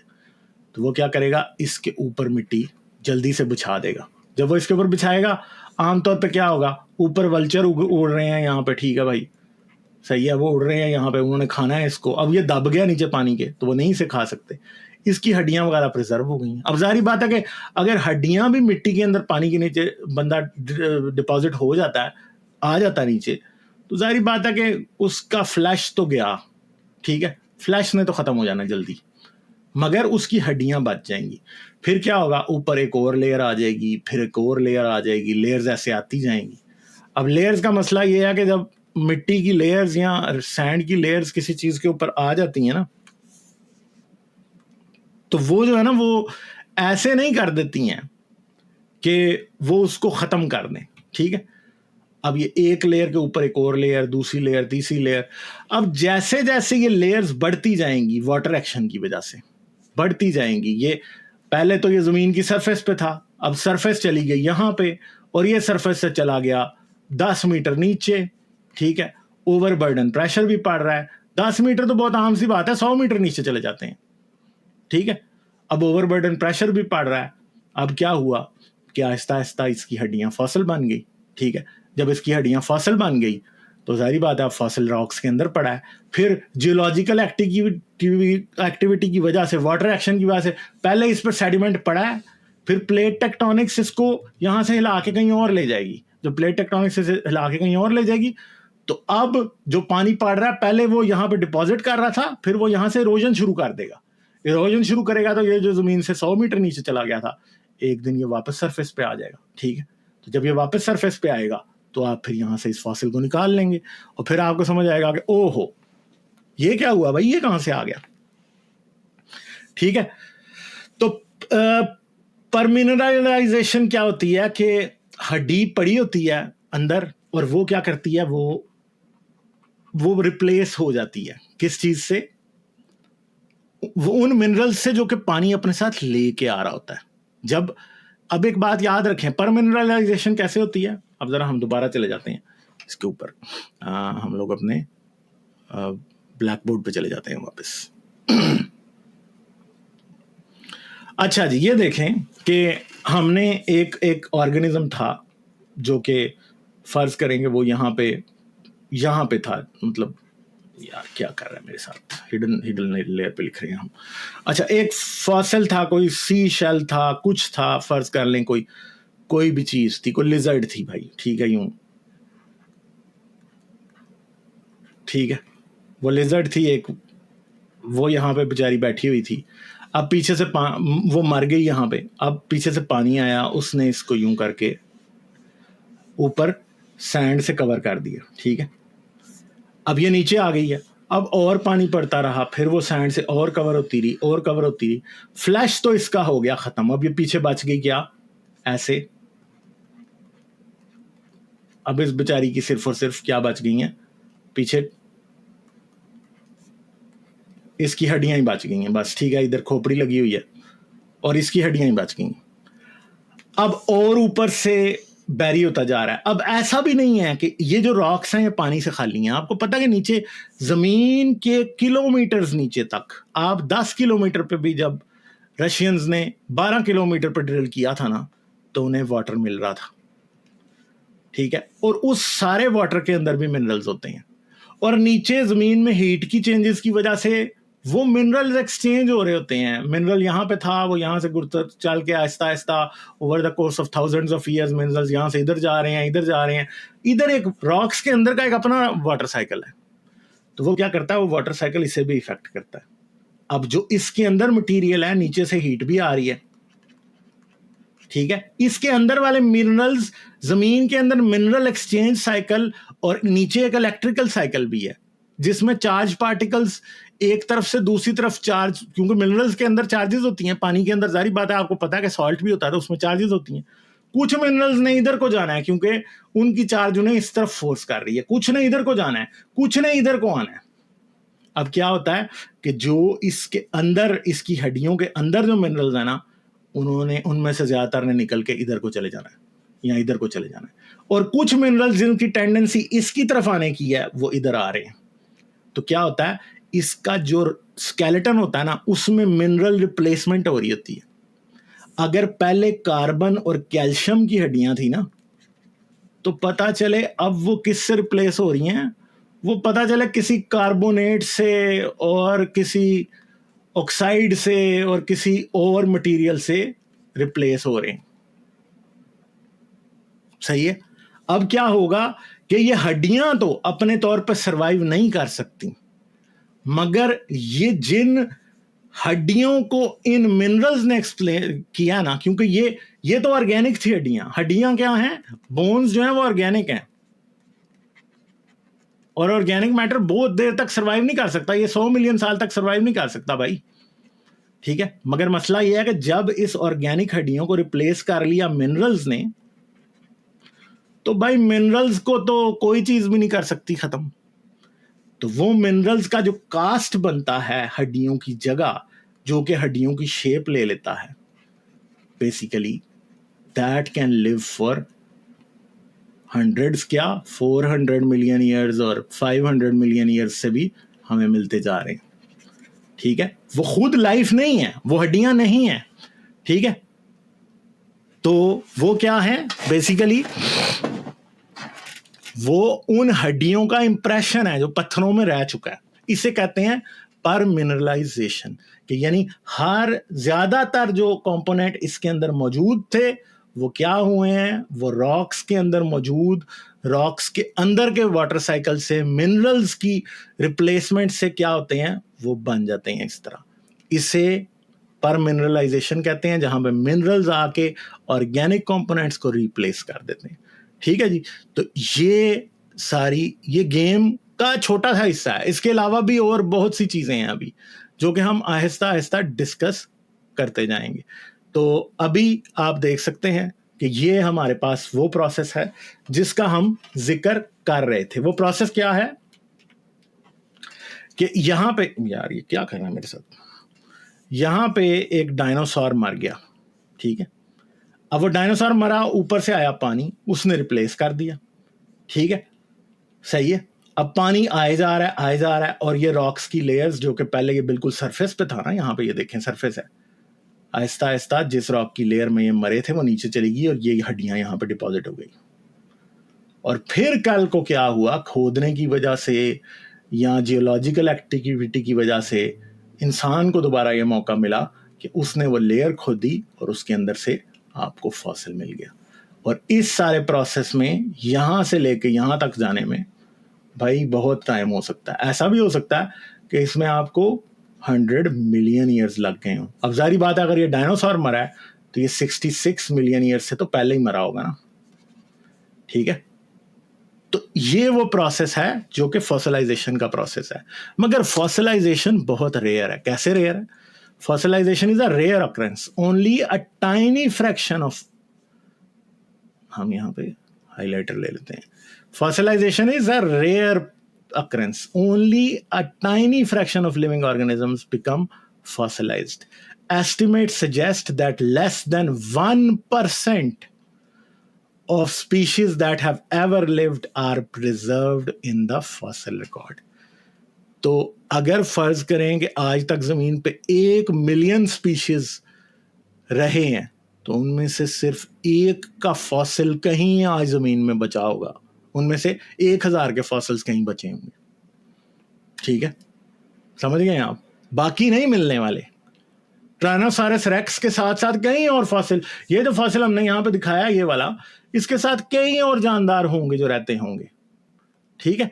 मगर उनमें से किसी का भी फॉसिल आपको और हमें कभी नहीं मिलेगा, क्योंकि फॉसिलाइजेशन एक रेयर प्रोसेस है जो कि हर जानदार के साथ नहीं होता। ऐसा नहीं हो सकता कि मेरा फॉसिल बने, जरूर नहीं, रेयर चांस हो सकता है कि मेरा फॉसिल बन सकता है, मगर बहुत कम बात है। यानी हम जो जमीन के ऊपर इतने बिलियंस की तादाद में रह रहे हैं, हो सकता है कि आज से 100 मिलियन साल बाद, यानी 10 करोड़ साल बाद, हम में से किसी एक का भी फॉसिल जमीन पे इंसान का मौजूद ही ना हो। ठीक है, क्योंकि जितना टाइम गुजरता जाएगा ज्यादा उस स्पीशीज के दरमियान और आज के वक्त के दरमियान, उतना रेयर उसका फॉसिल होता जाएगा। हाँ, ऐसा हो सकता है कि आज से 2 लाख साल पहले रहने वाले जानदारों के हमें फॉसिल ज्यादा मिल जाएंगे। क्यों? क्योंकि अभी वो डिस्ट्रक्टिव फोर्सेस जो प्लेट टेक्टोनिक्स की हैं, वो उन्होंने उन पे एक्ट नहीं किया। क्योंकि प्लेट टेक्टोनिक्स क्या करती है, आज अगर एक जगह मैदान है तो कल को वो रॉक्स जिनमें मर के वो फॉसिल बना है, वो रॉक्स पता चलेगा वो पहाड़ बन जाएंगे। जब वो पहाड़ बनेंगे तो वहां पे ग्लेशियर और बारिश की इरोजन शुरू होगी और फॉसिल बेचारा ज़रात बन के वो जाके सी फ्लोर में डिपॉजिट हो जाएगा और हमें वो कभी भी नहीं मिलेगा। ठीक है, वो ऐसा भी हो सकता है, मतलब एंटायरली पॉसिबल है कि बहुत से फॉसिल ऐसे हैं जो कि आज जमीन के मॉन्टल में वापस जा चुके हैं। ठीक है, क्योंकि वो प्लेट्स ही जमीन के मॉन्टल में वापस चली गई। तो मैंने आपको कहा है ना, आपने वो जरूर देखनी है जाके, प्लेट टेक्टोनिक्स वाली। ठीक है, तो ये जो लो परसेंटेज है फॉसिल्स की, इसके लिए बड़े खास कंडीशंस चाहिए कि ऑर्गेनिज्म एकदम बैरी हो जाए और फिर वो फॉसिलाइज हो सकता है। कोई जानदार ऐसा है कि वो बर्फ में जाके मर जाए, ठीक है, और उधर से आज तक पिछले 10,000 साल से बर्फ ही नहीं पिघली, तो तब हो सकता है कि हमें एक निएंडरटॉल का फॉसिल का जो है ना वो हमें मिल जाए। ठीक है, वरना नहीं मिलेगा। तो इसलिए जब कोई शख्स ये कहता है कि ओ जी फॉसिल नहीं मिलते, फॉसिल तो बहुत ये हैं तो फलां है तो ढमका है, हमारे पास लाखों की तादाद में फॉसिल्स हैं। ठीक है, हमारे पास डिस्कवर जो हो चुके हैं वो लाखों की तादाद में हैं और आने वाले वक्त में और डिस्कवर होंगे। आप भी फॉसिल डिस्कवर कर सकते हैं। अपने आसपास देखें, अगर कोई पहाड़ है, कोई जगह कोई ऐसी है जहां पे रॉक्स एक्सपोज हुए हैं, हो सकता है आप लकी हो, आप जाएं वहां पे देखें तो आपको किसी छोटा सा सी शेल मिल जाए, कोई छोटी सी मछली का फॉसिल मिल जाए, हो सकता है आपको कोई ऐसी चीज मिल जाए जो कि फॉसिलाइज हुई हो। ठीक है, तो वो आपको मिल सकती है। ठीक है, मगर अब मसला ये है कि वो सी वाले फॉसिल्स जो हैं वो बहुत ज्यादा, एक जगह पे एनिमल्स मर जाते हैं तो वो मिल जाते हैं आपको। ठीक है, मगर इसका मतलब ये नहीं है कि सारे ही मिलेंगे। वो कोई किस्मत से एक पत्थर ऐसा है जो कि आज तक बचा हुआ है और आपको और मुझे उसका फॉसिल मिल गया। मगर आज से अगर 10 मिलियन साल बाद चले जाएं तो इरोजन उसको कहां से कहां ले जाएगी, वो आपको मिलेगा ही नहीं। ऐसा नहीं है कि फॉसिल सिर्फ जमीन पे ही मिलते हैं, फॉसिल तो भाई जमीन के अंदर है, नीचे। यानी आपसे और मुझसे 5 किलोमीटर नीचे अगर एक पत्थर है, सैंडस्टोन है या लाइमस्टोन है, उसके अंदर फॉसिल्स होंगे, मगर जारी बात है आप और मैं उसे खोद के निकाल ही नहीं सकते और वो वहां करोड़ों साल पड़ा रहने के बाद खत्म हो जाएगा। ठीक है, हो सकता है वो प्लेट ही वापस जमीन के अंदर चले, मांटल के अंदर चली जाए। हो सकता है वो कहीं ऊपर एरिया बने और वहां से इतना ज्यादा इरोजन हो के फॉसिल भी खत्म हो जाए वहां से। ठीक है, तो ये बात नहीं है, इस तरह से चलता है सारा काम। तो फॉसिल्स की काफी किस्में होती हैं, जैसे बॉडी फॉसिल है जिसके अंदर आपको एक जानदार के बॉडी पार्ट्स मिल जाते हैं। ठीक है, सही है, उसकी हड्डियां आपको मिल जाती हैं, वो बॉडी फॉसिल्स कहलाते हैं। वो परमिनराइजेशन के थ्रू भी हो सकते हैं, पेट्रिफिकेशन के थ्रू भी हो सकते हैं, मगर आपको बॉडी एक तरह की उसकी दिखाई दे रही होती है। ठीक है, फिर उसके बाद ट्रेस फॉसिल्स होते हैं, जैसे कि ये एक ट्रेस फॉसिल है तकरीबन डायनासोर्स के टाइम का। ठीक है, जिसमें एक जानदार किसी जगह पे चला था और उस जगह पे क्या हुआ कि उसके पाँव के फुटप्रिंट मिल गए। तो हमें ये पता लग रहा है कि ये जो जानदार था ये क्या था, इसकी कितनी उंगलियां थी। हम ये देख सकते हैं कि 4 उंगलियां और एक थंब। ठीक है, तो हमें ये पता लग रहा है कि जिस भी टाइम का ये फॉसिल है, इस टाइम पे हमारे पास जो है वो ये वाला जो मॉडल है जिसके अंदर सब जानदारों के 5 डिजिट्स होते हैं, 5 डिजिट्स। ठीक है, 5 डिजिट्स वाला मॉडल जो है वो इवॉल्व हो चुका था। हमें ये बात पता लग रही है जिस भी टाइम का फॉसिल है। ठीक है, उस टाइम ये हो चुका था इवॉल्व। अच्छा जी, तो ट्रेस फॉसिल ये होते हैं, इसमें जानवरों की फीशिज आ जाती हैं, कई जगहों पे केचवे वगैरह वर्म्स होते हैं, वो ज़मीन को खोद रहे होते हैं, उसके ट्रेस फॉसिल्स मिल जाते हैं। इंसानों के पाँव के निशानात मिल चुके हैं बहुत पुराने पुराने। ठीक है, डायनासोर्स के पाँव के निशानात बहुत जगह पे मिल चुके हैं। हमें अच्छे तरीके से पता है कि ये सारे का सारा क्या होता है। फिर मोल्ड एंड कास्ट फॉसिल है। ठीक है, जिसमें क्या होता है कि जी एक पत्थर के अंदर एक फॉसिल बनता है और जब आप उसे तोड़ते हैं तो क्या होता है, अंदर से आपको एक तरफ उसकी शेप मिल जाती है नेगेटिव और एक तरफ उसकी पॉजिटिव मिल जाती है। इवन के इन फॉसिल्स को यूज करके आज भी कास्ट बनाए जाते हैं और फिर रेप्लिकास बना लिए जाते हैं उन जानदारों के जिनके ये फॉसिल होते हैं। ठीक है, तो रैपिड बरियल, इसमें भी मिनरल रिच वाटर होता है जो कि इंप्रेशंस को करता है प्रिजर्व। ठीक है, मोल्ड जो होता है वो नेगेटिव होता है और जो कास्ट है वो पॉजिटिव फॉर्म होता है। ठीक है, फिर इसके बाद पेट्रिफाइड फॉसिल है, जैसे कि ये एक ऑस्ट्रेलिया से निकला हुआ पेट्रिफाइड फॉसिल है। काफ़ी ये निकलते रहते हैं दरख्तों के। ये क्या है कि ये एक वुड है जो कि टोटली रिप्लेस हो चुकी है मिनरल्स से। ठीक है, मगर उसकी शक्ल हमें अब भी पता चलेगी, एक दरख्त था जो कि आज से इतने 100 मिलियन साल पहले इस तरह के दरख्त हार्डवुड वाले मौजूद थे। ठीक है, इससे हमें पता लग गया था। फिर केमिकल फॉसिल्स क्या होते हैं? केमिकल फॉसिल्स वो केमिकल्स हैं जो कि लाइफ बनाती है, और हमें अगर रॉक्स में वो मिलने लग जाते हैं ना तो वो केमिकल फॉसिल्स होते हैं। जैसे कि ये एक पेपर है जो कि मैं अभी आपको दिखाता हूँ, ये लिपिड बायोमार्कर्स। ठीक है, जिसके अंदर लिपिड प्रोटीन्स हमें बनी हुई दिखाई दे रही हैं पुराने पुराने रॉक्स में, जिससे हमें ये पता लगता है। और ये कैम्ब्रियन से पहले के हैं। ठीक है, ये बिफोर कैम्ब्रियन है जिनकी यहाँ पे बात हो रही है। ठीक है, और ये जो है बिफोर कैम्ब्रियन है, और हमें ये पता लगता है कि अगर चलो जी 550 मिलियन साल पहले कैम्ब्रियन एक्सप्लोजन हुई थी, तो ये कैम्ब्रियन एक्सप्लोजन से पीछे हमें केमिकल फॉसिल्स मिल रहे हैं। और केमिकल फॉसिल्स ना सिर्फ ऐसे मिल रहे हैं, बल्कि ऐसे केमिकल फॉसिल्स मिलते हैं जिनका हमें पता होता है कि ये वाले जो फॉसिल्स हैं ना वो प्लांट्स, ये वाले केमिकल्स प्लांट्स पैदा कर सकते हैं, ये वाले हमारे पास माइक्रो ऑर्गेनिजम्स पैदा कर सकते हैं, ये वाले ऐसे लाइफ फॉर्म कर सकते हैं जिनके अंदर फ्लाम मेम्ब्रेन होती है। ठीक है जी, तो अभी हम इस चीज को जरा एक बार डिस्कस कर लेते हैं, उसके बाद फिर हम इस प्रेजेंटेशन के एंड की तरफ जाएंगे। ठीक है, अभी थोड़ा सा इसमें और इंटरेस्टिंग बातें रहती हैं, क्यों मैंने आपको वो फॉसिल्स बताने हैं जिनके ऊपर मिसिंग लिंक का हर वक्त रोना रोते रहते हैं ये लोग ना, तो वो भी अभी आपको मैं दिखाता हूँ। ठीक है, तो हम पहले यहाँ पे आते हैं। हमारे पास ये 2022 का पेपर है। ठीक है जी, और ये हमारे पास छपा था किसके अंदर, यार ठहर जाए, ये नेचर का पेपर। ठीक है, और ये बड़े हाई इम्पैक्ट वाला पेपर है, lipid biomarkers molecular tools for eliminating the history of microbial life. यानी ये वो केमिकल फॉसिल्स हैं जो कि माइक्रो ऑर्गेनिजम्स के बारे में बताते हैं कि कब इवॉल्व हुए थे। ठीक है, अच्छा जी, abstract fossilised lipids preserved in sedimentary rock offer singular insights into earth's palaeobiology. तो मैं आपको बता रहा हूं कि बहुत पुराने सेडिमेंटरी रॉक्स के अंदर हमें प्रोटीन्स और लिपिड्स मिल जाते हैं, और वो जब मिलते हैं तो हमें ये अच्छे तरीके से बात समझ आती है कि अच्छा लाइफ थी, इस टाइम इवॉल्व हो चुकी थी। These biomarkers encode information pertaining to the oxygenation of the atmosphere of and oceans. तो 2.3 बिलियन ईयर्स पहले जो ग्रेट ऑक्सीजनेशन इवेंट हुआ था और ऑक्सीजन ओशंस में मौजूद थी, इसके बारे में हमें अच्छे तरीके से पता चल जाता है कि ऑक्सीजन बनाने वाले माइक्रो ऑर्गेनिज्म जमीन पे इवॉल्व हो चुके हैं।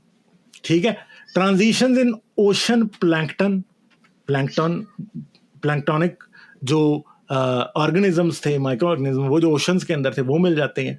The grinning of continents, even के कॉन्टिनेंट्स के ग्रीन होने के बायोमार्कर्स भी हमें मिल जाते हैं। मास एक्सटिंक्शंस एंड क्लाइमेट चेंज, ये सब कुछ पत्थरों के अंदर केमिकल फॉसिल्स से हमें पता चल जाता है। फिर the revolution in genomics and bioinformatics has provided new tools to expand our understanding of lipid biomarkers, their biosynthetic pathways and distribution in nature. तो इन चीजों से हमें ये सारा कुछ पता लगता है। माइक्रो ऑर्गेनिजम्स, यहाँ पे बात हो रही है कि माइक्रो ऑर्गेनिजम्स शेप करते हैं दुनिया को, और माइक्रो ऑर्गेनिजम्स में क्या हो रहा है वो हमें पता लगता है। तो ये एक डायग्राम है। ठीक है जी, geological time scale of Earth's fossil record and the context of planetary oxygenation, कि ऑक्सीजन जो पैदा हुई थी वो क्या थी। तो अगर हम इस डायग्राम को देखें तो ये अब हमें क्वेश्चन मार्क दिखाई दे रहा है, इस पॉइंट के ऊपर यहाँ पे 3.6 बिलियन ईयर्स के से लेके 3.8 बिलियन ईयर्स के दरमियान क्वेश्चन मार्क है कि यहाँ पे शायद माइक्रोबियल लाइफ मौजूद थी, मगर इससे पीछे नहीं है। तकरीबन 3.8 बिलियन ईयर्स से पीछे हमें नहीं मिलती, मगर यहाँ से आगे यानी तकरीबन 3.4 बिलियन ईयर से आगे 100% पता है कि माइक्रोबियल लाइफ मिलती है। ठीक है, और क्या मिलता है हमें? स्ट्रमेटोलाइफ रीफ्स के फॉसिल हमें मिल रहे हैं यहाँ पे। ठीक है, हमें यूनिसेलुलर माइक्रोफॉसिल्स मिल रहे हैं, हमें ग्रेट ऑक्सीजनेशन इवेंट जो है वो यहाँ पे होता हुआ दिखाई दे रहा है। तकरीबन 2.3 से 2.6 बिलियन ईयर्स के दरमियान हमें दिखाई दे रहा है। और फिर हमें ये पता लगता है कि ये कैराटोनाइड्स, हैपेनॉइड्स, स्टीरॉइड्स जो है हमें रॉक्स में मिलने शुरू होते हैं। इससे पीछे हमें मिल ही नहीं रहे। यहाँ पे क्यों मिल रहे हैं? क्योंकि यहाँ पे वो लाइफ जो कि इनको पैदा कर दिया वो इवॉल्व हो चुकी थी। फिर हमें रेड एल्गी के जो स्टेरेन्स मिलते हैं, ग्रीन एल्गी के स्टेरेन्स मिलते हैं, ये हमें मिल रहे हैं यहाँ पे। और माइक्रोबियल फॉसिल रिकॉर्ड के अंदर हमें ये सारे का सारा ये 0.5 बिलियन ईयर्स के अंदर हमें फिर ये आहिस्ता आहिस्ता केमिकल्स भी एक के बाद एक ऐसे मिलने शुरू होते हैं जो कि हमें ये दिखाते हैं कि लाइफ कम्प्लेक्सिटी की तरफ जा रही है। और फलां जो रेड एल्गी अगर ये वाले रेड एल्गी स्ट्रेन्स पैदा कर सकती थी तो वो हमें मिल रहे होते हैं यहाँ पे। तो इस तरह केमिकल भी आहिस्ता आहिस्ता हमें मिलते जा रहे हैं। The bar on top summarises how sedimentary rock record biological evolution. Black represents time interval where there is no rock record, and red where there is disputed record, light green where there are records of exclusively microbial life, and dark progressive rise in atmospheric oxygenation and understood from the diverse geochemical proxies, जो कि geochemical proxies से पता लग रहा है। The area shaded pink depicts time where there is robust records of molecular fossils. Molecules मिल रहे हैं, biomarker molecules मिल रहे हैं हमें। Stars identify the oldest known occurrences of named chemical and physical fossils. सबसे पहला ये कैराटिनॉइड, हैपेनॉइड्स और स्टीरॉइड्स हमें यहाँ मिल रहे हैं। ठीक है, रेड एल्कोहल स्ट्रेन्स हमें यहाँ मिल रहे हैं। ठीक है, हमें पहले एनिमल्स यहाँ मिल रहे हैं, मगर हमें अच्छे तरीके से पता है कि यहाँ पे हमें क्या मिल रहे हैं। ये आपको ये वाला केमिकल मिल रहा है, फिर ये मिल रहा है, फिर ये मिल रहा है और ये मिल रहे हैं।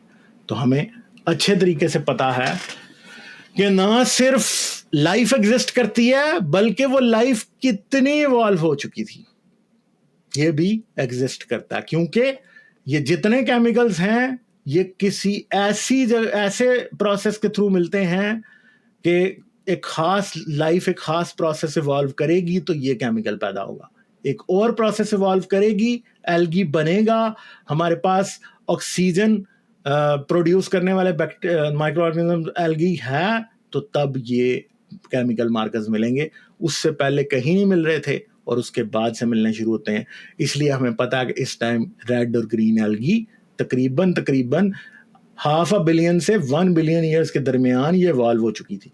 फिर हमारे पास कैराटिनॉइड्स, हैपेनॉइड्स और स्टीरॉइड्स हमें तकरीबन 2 बिलियन ईयर्स पहले यानी 20 करोड़ साल पहले क्या हुआ हमें ये मिल रहे थे। ठीक है, तो ये बात है। फिर अगर हम आगे जाएं इस पेपर में तो हमें और चीज़ें मिलती हैं। आप ये देखें, ये किसी ने पेपर देखना हो तो आप देख सकते हैं, मैंने दिखा दिया, आप खुद जाएं अपने तौर पे देखें इसको। ठीक है, बहुत ज़्यादा डिटेल में मैं नहीं जा सकता। आप ये देख सकते हैं कि फिर यहाँ पे और हैं, ये साइनोबैक्टीरिया जब इवॉल्व हुए हैं तो हमें क्लोरोफिल के माइक्रोफॉसिल्स या हमारे क्लोरोफिल के हमें केमिकल फॉसिल्स मिल रहे हैं। ठीक है, जब हमारे पास ये विरिडी प्लांटाई हुए थे इवॉल्व तो हमें क्लोरोफिल मिल रहा था। ठीक है, साइनोबैक्टीरिया इवॉल्व हो चुके थे तो हमें मिल रहा था। ठीक है, फिर हमें ये कैरोटीन जो है वो यहाँ पे मिल रही है। ये फिर स्काइटोनिमिन, बहुत से लोग होंगे जो केमिस्ट्री मुझसे अच्छी जानते हैं, I am not good with this, मगर मैं आपको सिर्फ एक आइडिया दे रहा हूँ। ठीक है ना, मैं ये कह रहा हूँ कि मैं इसका कोई एक्सपर्ट हूँ। तो हमें ये यूकैरियोट्स ये बहुत पीछे इवॉल्व हुए थे, ठीक है, ये कितने बिलियन ईयर्स पहले हुए हैं आप खुद जाके गूगल कर सकते हैं, तकरीबन को 2-2.5 बिलियन ईयर्स पहले की बात है कि ये यहाँ पे हैं। और ये साइनोबैक्टीरिया जो आप देख रहे हैं ये 2.3 बिलियन ईयर्स की बात है, ये तो शायद 3 बिलियन ईयर्स के पास पास आपको मिल रहे हैं। तो ये जो आपको यहाँ पे ये वाला जो केमिकल फॉसिल मिलता है, इसका मतलब है कि यहाँ पे बहुत सारे ऐसे जानदार इवॉल्व हो चुके हैं जो ये पैदा कर रहे हैं, ठीक है जी। तो ये सारा कुछ एक केमिकल एवोल्यूशन के थ्रू भी, केमिकल फॉसिल्स के थ्रू भी एक माइक्रो ऑर्गेनिजम्स की एवोल्यूशन का ट्री बन रहा है, ठीक है जी। तो ये चीजें हैं, सारा कुछ ये है, ठीक है। ये आप देख सकते हैं, बड़ा अच्छा पेपर है जिसके अंदर उन्होंने बहुत से तरीकों से ये बताया हुआ है कि कैंडिडेट सिस्टम कैसे इवॉल्व होते हैं, organisms that do not have, ठीक है, ऑर्गेनिजम्स दैट प्रोड्यूस बायोमार्कर्स, फिर वो कौन से बायोमार्कर्स प्रोड्यूस करते हैं, कौन से जानदार हैं जिनके एंसेस्टर ये होंगे और किस तरह से ये चलता है, ठीक है। लिपिड्स एनवायरनमेंट के साथ कैसे फंक्शन करते हैं, बायोसिंथेसिस प्रोटीन्स का कैसे हो रहा है, कौन से जीन्स इवॉल्व हुए होंगे तो ये वाली प्रोटीन सिंथेसाइज हो सकती है, ये सारा इस पेपर के अंदर डिस्कस किया गया है। आपने देखना हो तो आप खुद जाके इसको देख सकते हैं, ठीक है। फिर ये एक 2000 का पेपर था, ये बेसिकली इस पेपर में ये बात प्रपोज की गई थी, ठीक है, सॉरी, वो जो बातें उसमें प्रपोज की गई थी, इन्होंने फिर 2021 के अंदर इसको साबित किया, ठीक है जी। तो ये सारे का सारा इसके अंदर फिर इन्होंने बताया और ये पेपर फिर आया। मैंने मगर इसको मुझे ज़रा देर से मिला था इसलिए मैं इसको प्रॉपरली नहीं देख सका, तो इसलिए मैं इसको फिर किसी और दिन किसी और टॉपिक के साथ रिलेट करके डिस्कस कर लेंगे, ठीक है जी। तो हम अपनी प्रेजेंटेशन की तरफ वापस चलते हैं और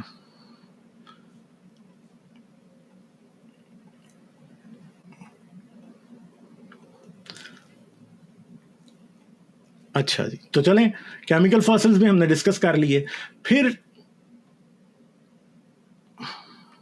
अच्छा चलें, इंडेक्स फॉसिल्स होते हैं, जैसे कि मैंने आपको बताया था, जैसे प्री कैम्ब्रियन पीरियड है तकरीबन, ठीक है, कैम्ब्रियन पीरियड 550 मिलियन ईयर्स के आसपास हमें ये पैराडॉक्सिस पाइनस मिलता है, फिर और ये मिल रहा है हमें, फिर आगे ऑर्डोविशियन में आएंगे तो ये मिल रहे हैं, क्वाटर्नरी पीरियड में आपको ये मिल रहे हैं सारे के सारे।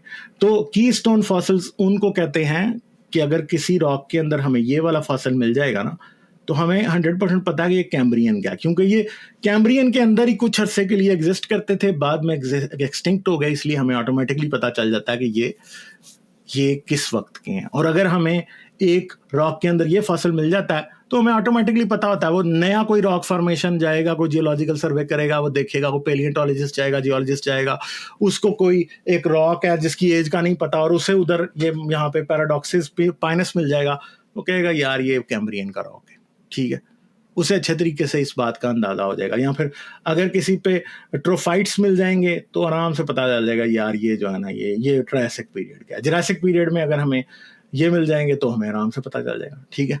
तो ये सारे का सारा इस तरह ही होता है और ये प्रोसेस है जो कि जियोलॉजिस्ट यूज करते हैं, ठीक है।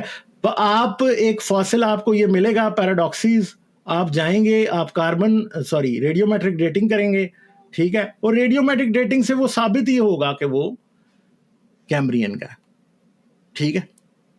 तो ये वो चीजें हैं जो जियोलॉजी में फॉसिल्स यूज होते हैं ये बताने के लिए कि फ्लां रॉक जो है वो फ्लां एज का है, फ्लां टाइम में बना था वो, ठीक है। फिर मिसिंग लिंक उन फॉसिल्स को कहते रहे हैं एंटी एवोल्यूशनिस्ट, जिनके ख्याल में यह है कि अच्छा जी मछलियां भी एग्जिस्ट करती हैं और रेप्टाइल्स भी एग्जिस्ट करते हैं, तो इसका मतलब है मछली पहले एग्जिस्ट कर रही थी तो मछली से रेप्टाइल इवॉल्व होना चाहिए था या मछली से एम्फीबियन इवॉल्व होना चाहिए था।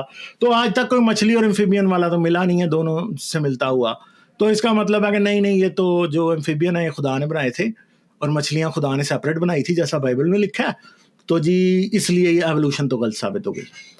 तो आज तक एवोल्यूशन के ऊपर तनकीद करने वाले लोगों ने जितने भी मामले में कहा है ना कि मिसिंग लिंक है जी यहाँ पे, और जी ये नहीं पता लग रहा कि डायनासोर कैसे बना था रेप्टाइल से, तो वो भी मिल गए हैं। बर्ड कैसे बना था डायनासोर से, वो भी मिल गए हैं। पहला टूल मेकर कौन था, वो भी मिल गया। एक ऐसा जानदार जिसमें एम्फीबियन की भी प्रॉपर्टीज थी और रेप्टाइल की भी, वो कहाँ से आया। तो सारे मिसिंग लिंक मिल चुके हैं, मगर एंटी एवोल्यूशनिस्ट बस इस बात को मानने को तैयार नहीं है कि मिल रहे हैं, और उन मिसिंग लिंक्स के दरमियान में अब और जानदार मिली जा रहे हैं। ठीक है, ऐसे मिसिंग लिंक्स हैं जिनके कई कई फॉसिल्स मिल चुके हैं। ठीक है, तो जैसे 375 मिलियन, सॉरी ये 275 होना चाहिए था, यहाँ पे मैंने गलती से लिख दिया। ठीक है, तो ये 200 है भाई, सही है। तो तो ये हाँ 375 ही है, ठीक है। ये तो ये 375 मिलियन ईयर्स पुराना टिक्टालिक है। टिक्टालिक मछली और किसके दरमियान, एम्फीबियंस के दरमियान में एक मिसिंग लिंक था। ठीक है, एम्फीबियंस और मछली के दरमियान में। एम्फीबियन कौन से होते हैं, जो कि जमीन पे भी रहते हैं और पानी में भी रहते हैं, जैसे सैलमेंडर हो गया, कुछ इस तरह के और जानदार हैं जमीन के ऊपर जो कि इस तरह के होते हैं। नील शुबन ने 2004 में इसे ढूंढा था। नील शुबन की बड़ी खूबसूरत बुक है जिसे आप पढ़ भी सकते हैं, योर इनर फिश। उसके अंदर टिक्टालिक को ढूंढने की कहानी पूरी नील शुबन ने लिखी हुई है, मैंने पढ़ी है, और हमारे बहुत से और दोस्त जिन्हें यहाँ पे बताया गया था उन्होंने भी पढ़ी है इसको, और आप भी उस किताब को पढ़ सकते हैं। तो ये मिसिंग लिंक, ये जो टिक्टालिक था, इसमें मछली वाली भी क्वालिटीज थी इसके अंदर, और इसमें एम्फीबियन वाली भी क्वालिटीज थी। ठीक है, इसकी बॉडी के कुछ फंक्शन, कुछ पार्ट्स ऐसे हैं जो कि मछली की तरह है।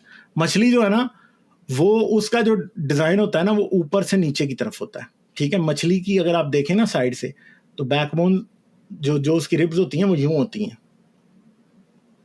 ठीक है, मगर जो एम्फीबियंस होते हैं ना, उनकी जो, और मछली का जो सारा ना वो यूं होता है, यूं।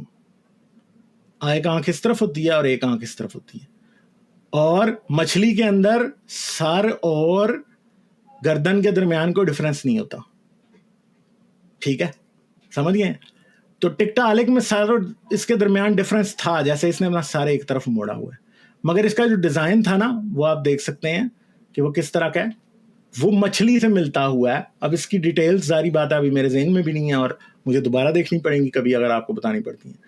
तो जो एम्फीबियन होते हैं ना, उनका डिजाइन इस तरह होता है कि अब एम्फीबियन का ये टॉप डाउन व्यू है, तो उनकी स्पाइन के, मछली की स्पाइन के ऊपर और नीचे से रिब्स बाहर निकली होती हैं, मगर एम्फीबियन और बाकी वर्टिब्रेट्स जो हैं, हम सारे, हमारी जो स्पाइन के साइडों से निकली होती हैं वर्टिब्रेट्स। ठीक है, तो ये टॉप व्यू है, यहाँ पे ये टॉप व्यू है यूं करके। ठीक है, तो मछली का ये साइड व्यू है। अगर मछली को आप टॉप से देखेंगे यूं करके, तो मछली की जो रिब्स है ना, वो आपको नजर ही नहीं आएंगी, क्योंकि वो रिब ऊपर की तरफ यूं गई हुई है और फिर नीचे की तरफ यूं गई है, साइड पे यूं नहीं गई हुई। ठीक है, तो ये ऊपर और नीचे होगी, जो टॉप से आपको नहीं नजर आएगी, मगर साइडों से आप फिर देखेंगे तो आपको ऊपर और नीचे गई हुई दिखाई देंगी। ठीक है, तो टिक्टालिक में ये प्रॉपर्टीज थी कि ये मछली वाली भी प्रॉपर्टीज शो कर रहा था और इस वाली भी शो कर रहा था। ठीक है, फिर ये सेमोरिया था, जो कि माना जाता है मिसिंग लिंक किसके दरमियान, रेप्टाइल्स और एम्फीबियंस के दरमियान। तो 280 मिलियन पुराना फॉसिल ये भी मिल चुका है, और ये 1892 में ढूंढा गया था। ठीक है, इसके अंदर रेप्टाइल और एम्फीबियन दोनों की प्रॉपर्टीज थी, और ये माना जाता है, आप देख सकते हैं कि ये टिक्टालिक से खासा मिलता जुलता है। ठीक है, मुझे तो पहली बार जब मैंने इसे देखा तो मुझे महसूस भी नहीं हुआ था कि ये टिक्टालिक है या कोई और है, मगर टिक्टालिक जो है उसके बारे में आप ये देख सकते हैं कि बिल्कुल जमीन के ऊपर घसीट रहा है अपने आप को, मगर अगर हम इसे देखें तो हमें यहाँ पे पता लग रहा है कि ये अपने आप को जमीन से उठा चुका है। इसकी बोन्स के अंदर लेटरल मूवमेंट है। ठीक है, अब क्या होता है कि बेसिकली जो एम्फीबियंस है ना, उनके जो लिम्स होते हैं वो यूं मूव कर सकते हैं, यूं, ये यहां से यूं मूव करेगा और इधर से यूं करेगा, मगर जो रेप्टाइल्स है ना, उनके लिम्स जो है वो ऐसे ही नहीं मूव कर सकते, उनके लिम्स इस डायरेक्शन में भी मूव कर सकते हैं, यानी उसका लिम्ब यूं होगा, यानी वो इधर भी है जा सकता है, इधर भी जा सकता है, यानी वो अपने आप को जमीन से ऊपर भी उठा सकता है, इधर भी जा सकता है और इधर भी जा सकता है। मगर ये जो पीछे टिक्टालिक था ना, ये यूं नहीं कर सकता, ये सिर्फ अपने लिम्स यूं मूव कर सकता है, यूं और यूं, ठीक है। ये अपने आप को ऊपर नहीं उठा सकता, ठीक है, इसमें ये कैपेबिलिटी नहीं है, सही है। और ये कैपेबिलिटी किससे मिलती है? ये वाली मछली से, क्योंकि मछली के फिन्स जो है ना यहाँ पे होते हैं यूं करके जो बने होते हैं, वो यूं यूं नहीं हो सकते, वो यूं यूं हो सकते हैं, ठीक है जी। तो ये बातें हैं जो कि अब यहाँ पे काफी गंद मच गया मैं अब आपको कैसे बताऊं, और ठीक है। तो ये इस तरह के डिफरेंसेस फिर पता चलते हैं। फिर कानों की हड्डियों में, लिसनिंग एबिलिटीज में फर्क है। टिकटालिक के कान मछली जैसे थे, ठीक है। अब वो डिटेल्स में मैं नहीं जा सकता, मुझे पता भी नहीं है, मगर आप पढ़ सकते हैं अपने तौर पे जा, ठीक है। मगर जो ये सिमोरिया थे, इनके कान रेप्टाइल्स जैसे हैं। रेप्टाइल्स के कानों में 2 बोन्स होती हैं, मछलियों का चक्कर और है, ठीक है। ये सिमोरिया था जो कि एम्फीबियंस और रेप्टाइल्स के दरमियान में एक था, एक फॉसिल मिसिंग लिंक जो कि मिल चुका है। अब जितना मर्जी क्रिएशनिस्ट कहते रहे नहीं मिले नहीं मिले, यार मिल चुके हैं अब, और आपको क्या चाहिए? जारी बात है, जिसने नहीं मानना उसने थोड़ी मानना है। नहीं। फिर ये आर्कियोप्टेरिक्स है जो कि 150 मिलियन साल पुराना है। ये डायनासोर और बर्ड्स के दरमियान में एक है, और बर्ड्स की जो फैदर्स की एवोल्यूशन को शो करता है। इवन कि आप देख सकते हैं कि यहाँ पे यूं यूं बाहर की तरफ निकले हुए इसके फैदर्स, ये यहाँ तक इसके फैदर्स नजर आ रहे हैं असल में, अगर आप देखें तो ये यूं यूं जाते हुए, ठीक है। फिर आप ये देख सकते हैं कि इसकी दुम है और इसकी दुम के ऊपर फैदर्स हमें नजर आ रहे हैं, ठीक है। फिर इसकी टांगों के ऊपर आपको ये फैदर्स नजर आ रहे हैं। फिर आप इसके पर देखें, इसका पर ये वाला यहाँ तक आया हुआ है, ठीक है।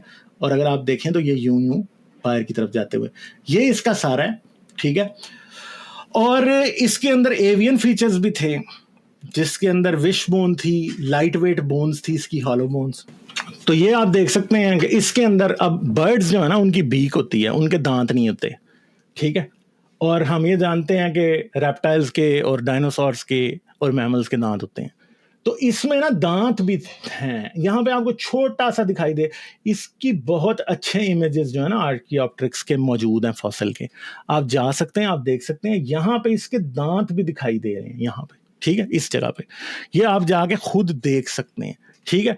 दूसरी बात ये है कि इसके जो फैदर्स हैं ना, ये इसके अंदर क्लॉ है, यहाँ पे पंजे हैं, फैदर के अंदर पंजे हैं, ठीक है।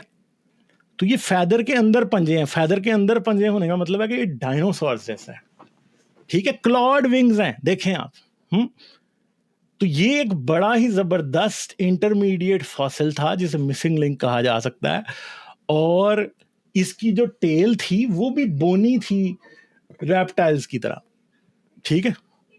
फिर थेराप्सिड्स थे। थेराप्सिड्स बेसिकली किसके इंसेस्टर्स हैं? मैमल्स के। ये थोड़ा असल में पहले मुझे डालना चाहिए था, मैं इसे बाद में डाल गया हूँ, उसको पहले डाल गया।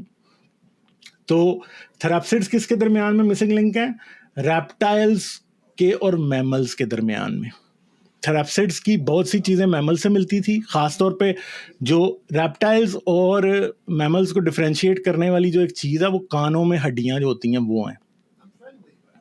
कान के अंदर रेप्टाइल्स के 2 हड्डियाँ होती हैं, मैमल्स के 3 होती हैं। तो ये थेराप्सिड्स जो थे ना बेसिकली इनमें 3 हड्डियाँ होती थी। ये वार्म ब्लडेड थे, ठीक है, इनके बारे में ये अंदाज़ा लगाया गया।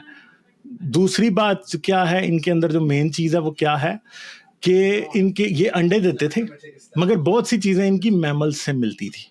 तो अब जो थेराप्सिड्स हैं इनके काफ़ी सारे फॉसिल्स मिल चुके हैं। अगर मैं यहाँ नीचे से बैनर अपना हटाऊं तो आपको नज़र आएगा कि ये 6 फॉसिल्स के नाम नीचे लिखे हैं, ठीक है।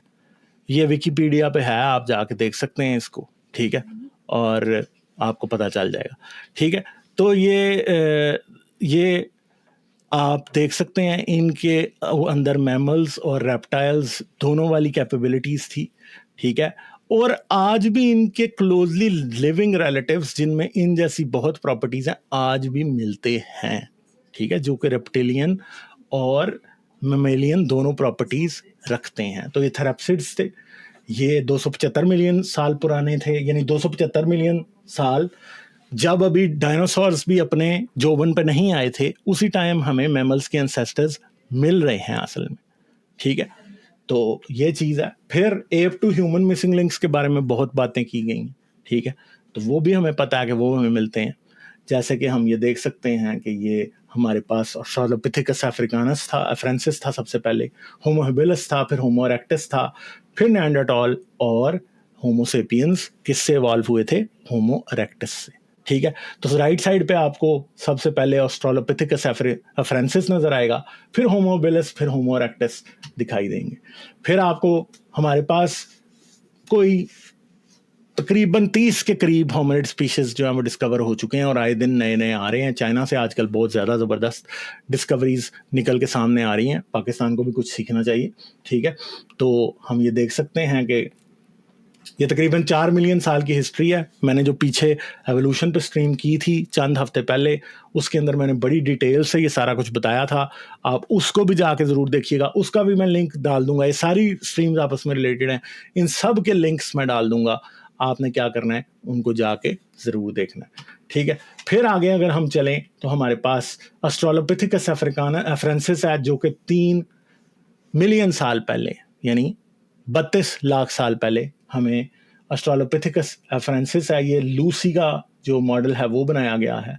ठीक है, ये 3.9 मिलियन ईयर्स से 2.9 मिलियन ईयर्स के दरमियान में, ये तकरीबन 1 मिलियन साल तक ज़मीन के ऊपर ऑस्ट्रेलोपिथेकस अफ्रेंसिस मौजूद था। ठीक है, इसके अंदर इंसान और एप्स से मिलते हुए ट्रेट्स दोनों मिलते थे। ठीक है, ये बाइपीडल था, सही है, इसका जो लोअर पेल्विस था वो बाइपीडल और इंसानों की तरह का था। ठीक है, इसका ब्रेन साइज मगर जो है वो एप्स की तरह ही था। ठीक है, और ये क्लाइंबिंग के लिए अडेप्टेड था ज़्यादा। सही है, तो मगर ये हमें ये बताता है कि उस तरह के जानदार जो कि प्रॉपर्टीज इंसानों में पाई जाती हैं वो मिलनी शुरू हो चुकी हैं। फिर होमो हेबिलिस 2.4 मिलियन ईयर्स पहले यानी 24 लाख साल पहले मिलना शुरू होता है। ये तकरीबन ये फिर आगे एप लाइक एंसेस्टर्स और उनके दरमियान में एक टूल यूज़र था, यानी बड़ा एक रहा है ना कि कौन सा ये जी किसने टूल यूज़ करने शुरू किए, ये तो इंसान ही टूल यूज़ करता है, इससे पहले किसी ने नहीं किए होंगे। तो होमो हेबिलिस जो कि होमिनिड फैमिली में मौजूद तो था, मगर ये निएंडरथॉल और इंसान के मुकाबले में बिल्कुल डिफरेंट सा था। ठीक है, मगर ये क्या करता है, हमें टूल्स यूज़ करता हुआ दिखाता है, और जो टूल्स होमो हेबिलिस बनाता है उन्हें उसे ओल्डोवान टेक्नोलॉजी कहा जाता है। ठीक है, सही है, होमो हेबिलिस जो था वो ये था। सही है, और ये 2.51 से 1.5 मिलियन ईयर्स पहले ईस्ट अफ्रीका में रहता था, और इसके फॉसिल्स भी हमें काफ़ी मिल चुके हैं। ठीक है, तो ऑस्ट्रेलोपिथेकस और होमो स्पीशीज के दरमियान में होमो हेबिलिस आता था, उस गैप को ये फिल करता है। ओल्डोवान टेक्नोलॉजी इस तरह के ये टूल्स बनाता था पत्थरों से। ये चिप एंड मेक टेक्नोलॉजी होती है जिसके अंदर पत्थरों को इस तरह से तोड़ा जाता है कि उनके एजेस बन जाते हैं और उनसे फिर टूल बनाए जाते हैं। कुछ को आप हथौड़ी के तौर पे यूज़ करते हैं। सो ये हैंड हैमर, इस तरह के टूल को कहते हैं हैंड हैमर। हैंड हैमर क्या होता है?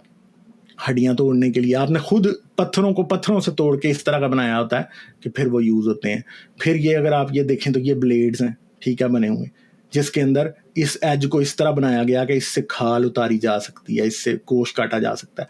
फिर आप और ये देख सकते हैं कि और तरह के टूल्स हैं जो कि बनाए, तो ये एक्चुअल टूल्स हैं जो कि होमो हेबिलिस की साइड से मिले हैं, और इनके बारे में हमें पता है कि होमो हेबिलिस ने बनाए थे और ये टूल्स हैं। ठीक है, और ये एक लिहाज से तो ये बड़े सोफिस्टिकेटेड टूल हैं, क्योंकि जाहिर बात है एनिमल किंगडम में कोई और जानदार टूल यूज़ करते हैं, मगर टूल बनाने का फैशन उस तरह का नहीं है। चिंपैंजी भी टूल यूज़ करता है, लकड़ी को यूज़ कर लेता है, वो डंडा भी ले लेता है, डंडा भी यूज़ कर लेता है, मगर क्या है कि वो इस तरह tool making, specific tool making नहीं करता। तो ये होमो हेबिलिस था पहला जो कि ये करता था। फिर होमो इरेक्टस था पहला। होमो इरेक्टस का जो ब्रेन था वो इंसान की तरफ ज़्यादा आ चुका था, 900 से 1100 क्यूबिक सेंटीमीटर का इसका ब्रेन था। इसके अंदर कॉग्निटिव एबिलिटी इसकी काफ़ी ज़्यादा थी। और दूसरी बात है कि वंडरवेक केव जो है जर्मनी में, वहाँ से होमो हेबिलिस के फॉसिल्स मिले थे, और वहाँ पे हमें ये भी पता है कि उसी टाइम की आग जलाने के निशानात भी मिल गए थे। तो ना सिर्फ होमो इरेक्टस टूल मेकर था, ये आग भी जलाता था। ठीक है, और ये कंट्रोल्ड यूज ऑफ फायर करता था 1 मिलियन साल पहले आज से। ठीक है, जिसकी वजह से आग जलाने की वजह से क्या हुआ था होमो इरेक्टस के, कि इसकी डाइट में इजाफा हो गया था। बहुत सारी चीज़ें जो कि वैसे ही हजम नहीं कर सकता था, क्योंकि आग जो है प्रोटीन्स को ब्रेक डाउन कर देती है जो कि इनडाइजेस्टेबल होती हैं। तो ये क्या करता था, ये वो खा सकता था। ठीक है, तो वंडरवेक केव के अंदर हमें पता है चार्ड बोन्स यानी जली हुई हड्डियां भी मिली हैं जानदारों की, ऐश भी मिली है। ठीक है, जिसके अंदर हमें पता था कि ये फायर को कंट्रोल करना जानता था। ठीक है जी, तो ये बात हमें पता है। तो होमो इरेक्टस पे हम इस कहानी को ख़त्म करते हैं आज वाली।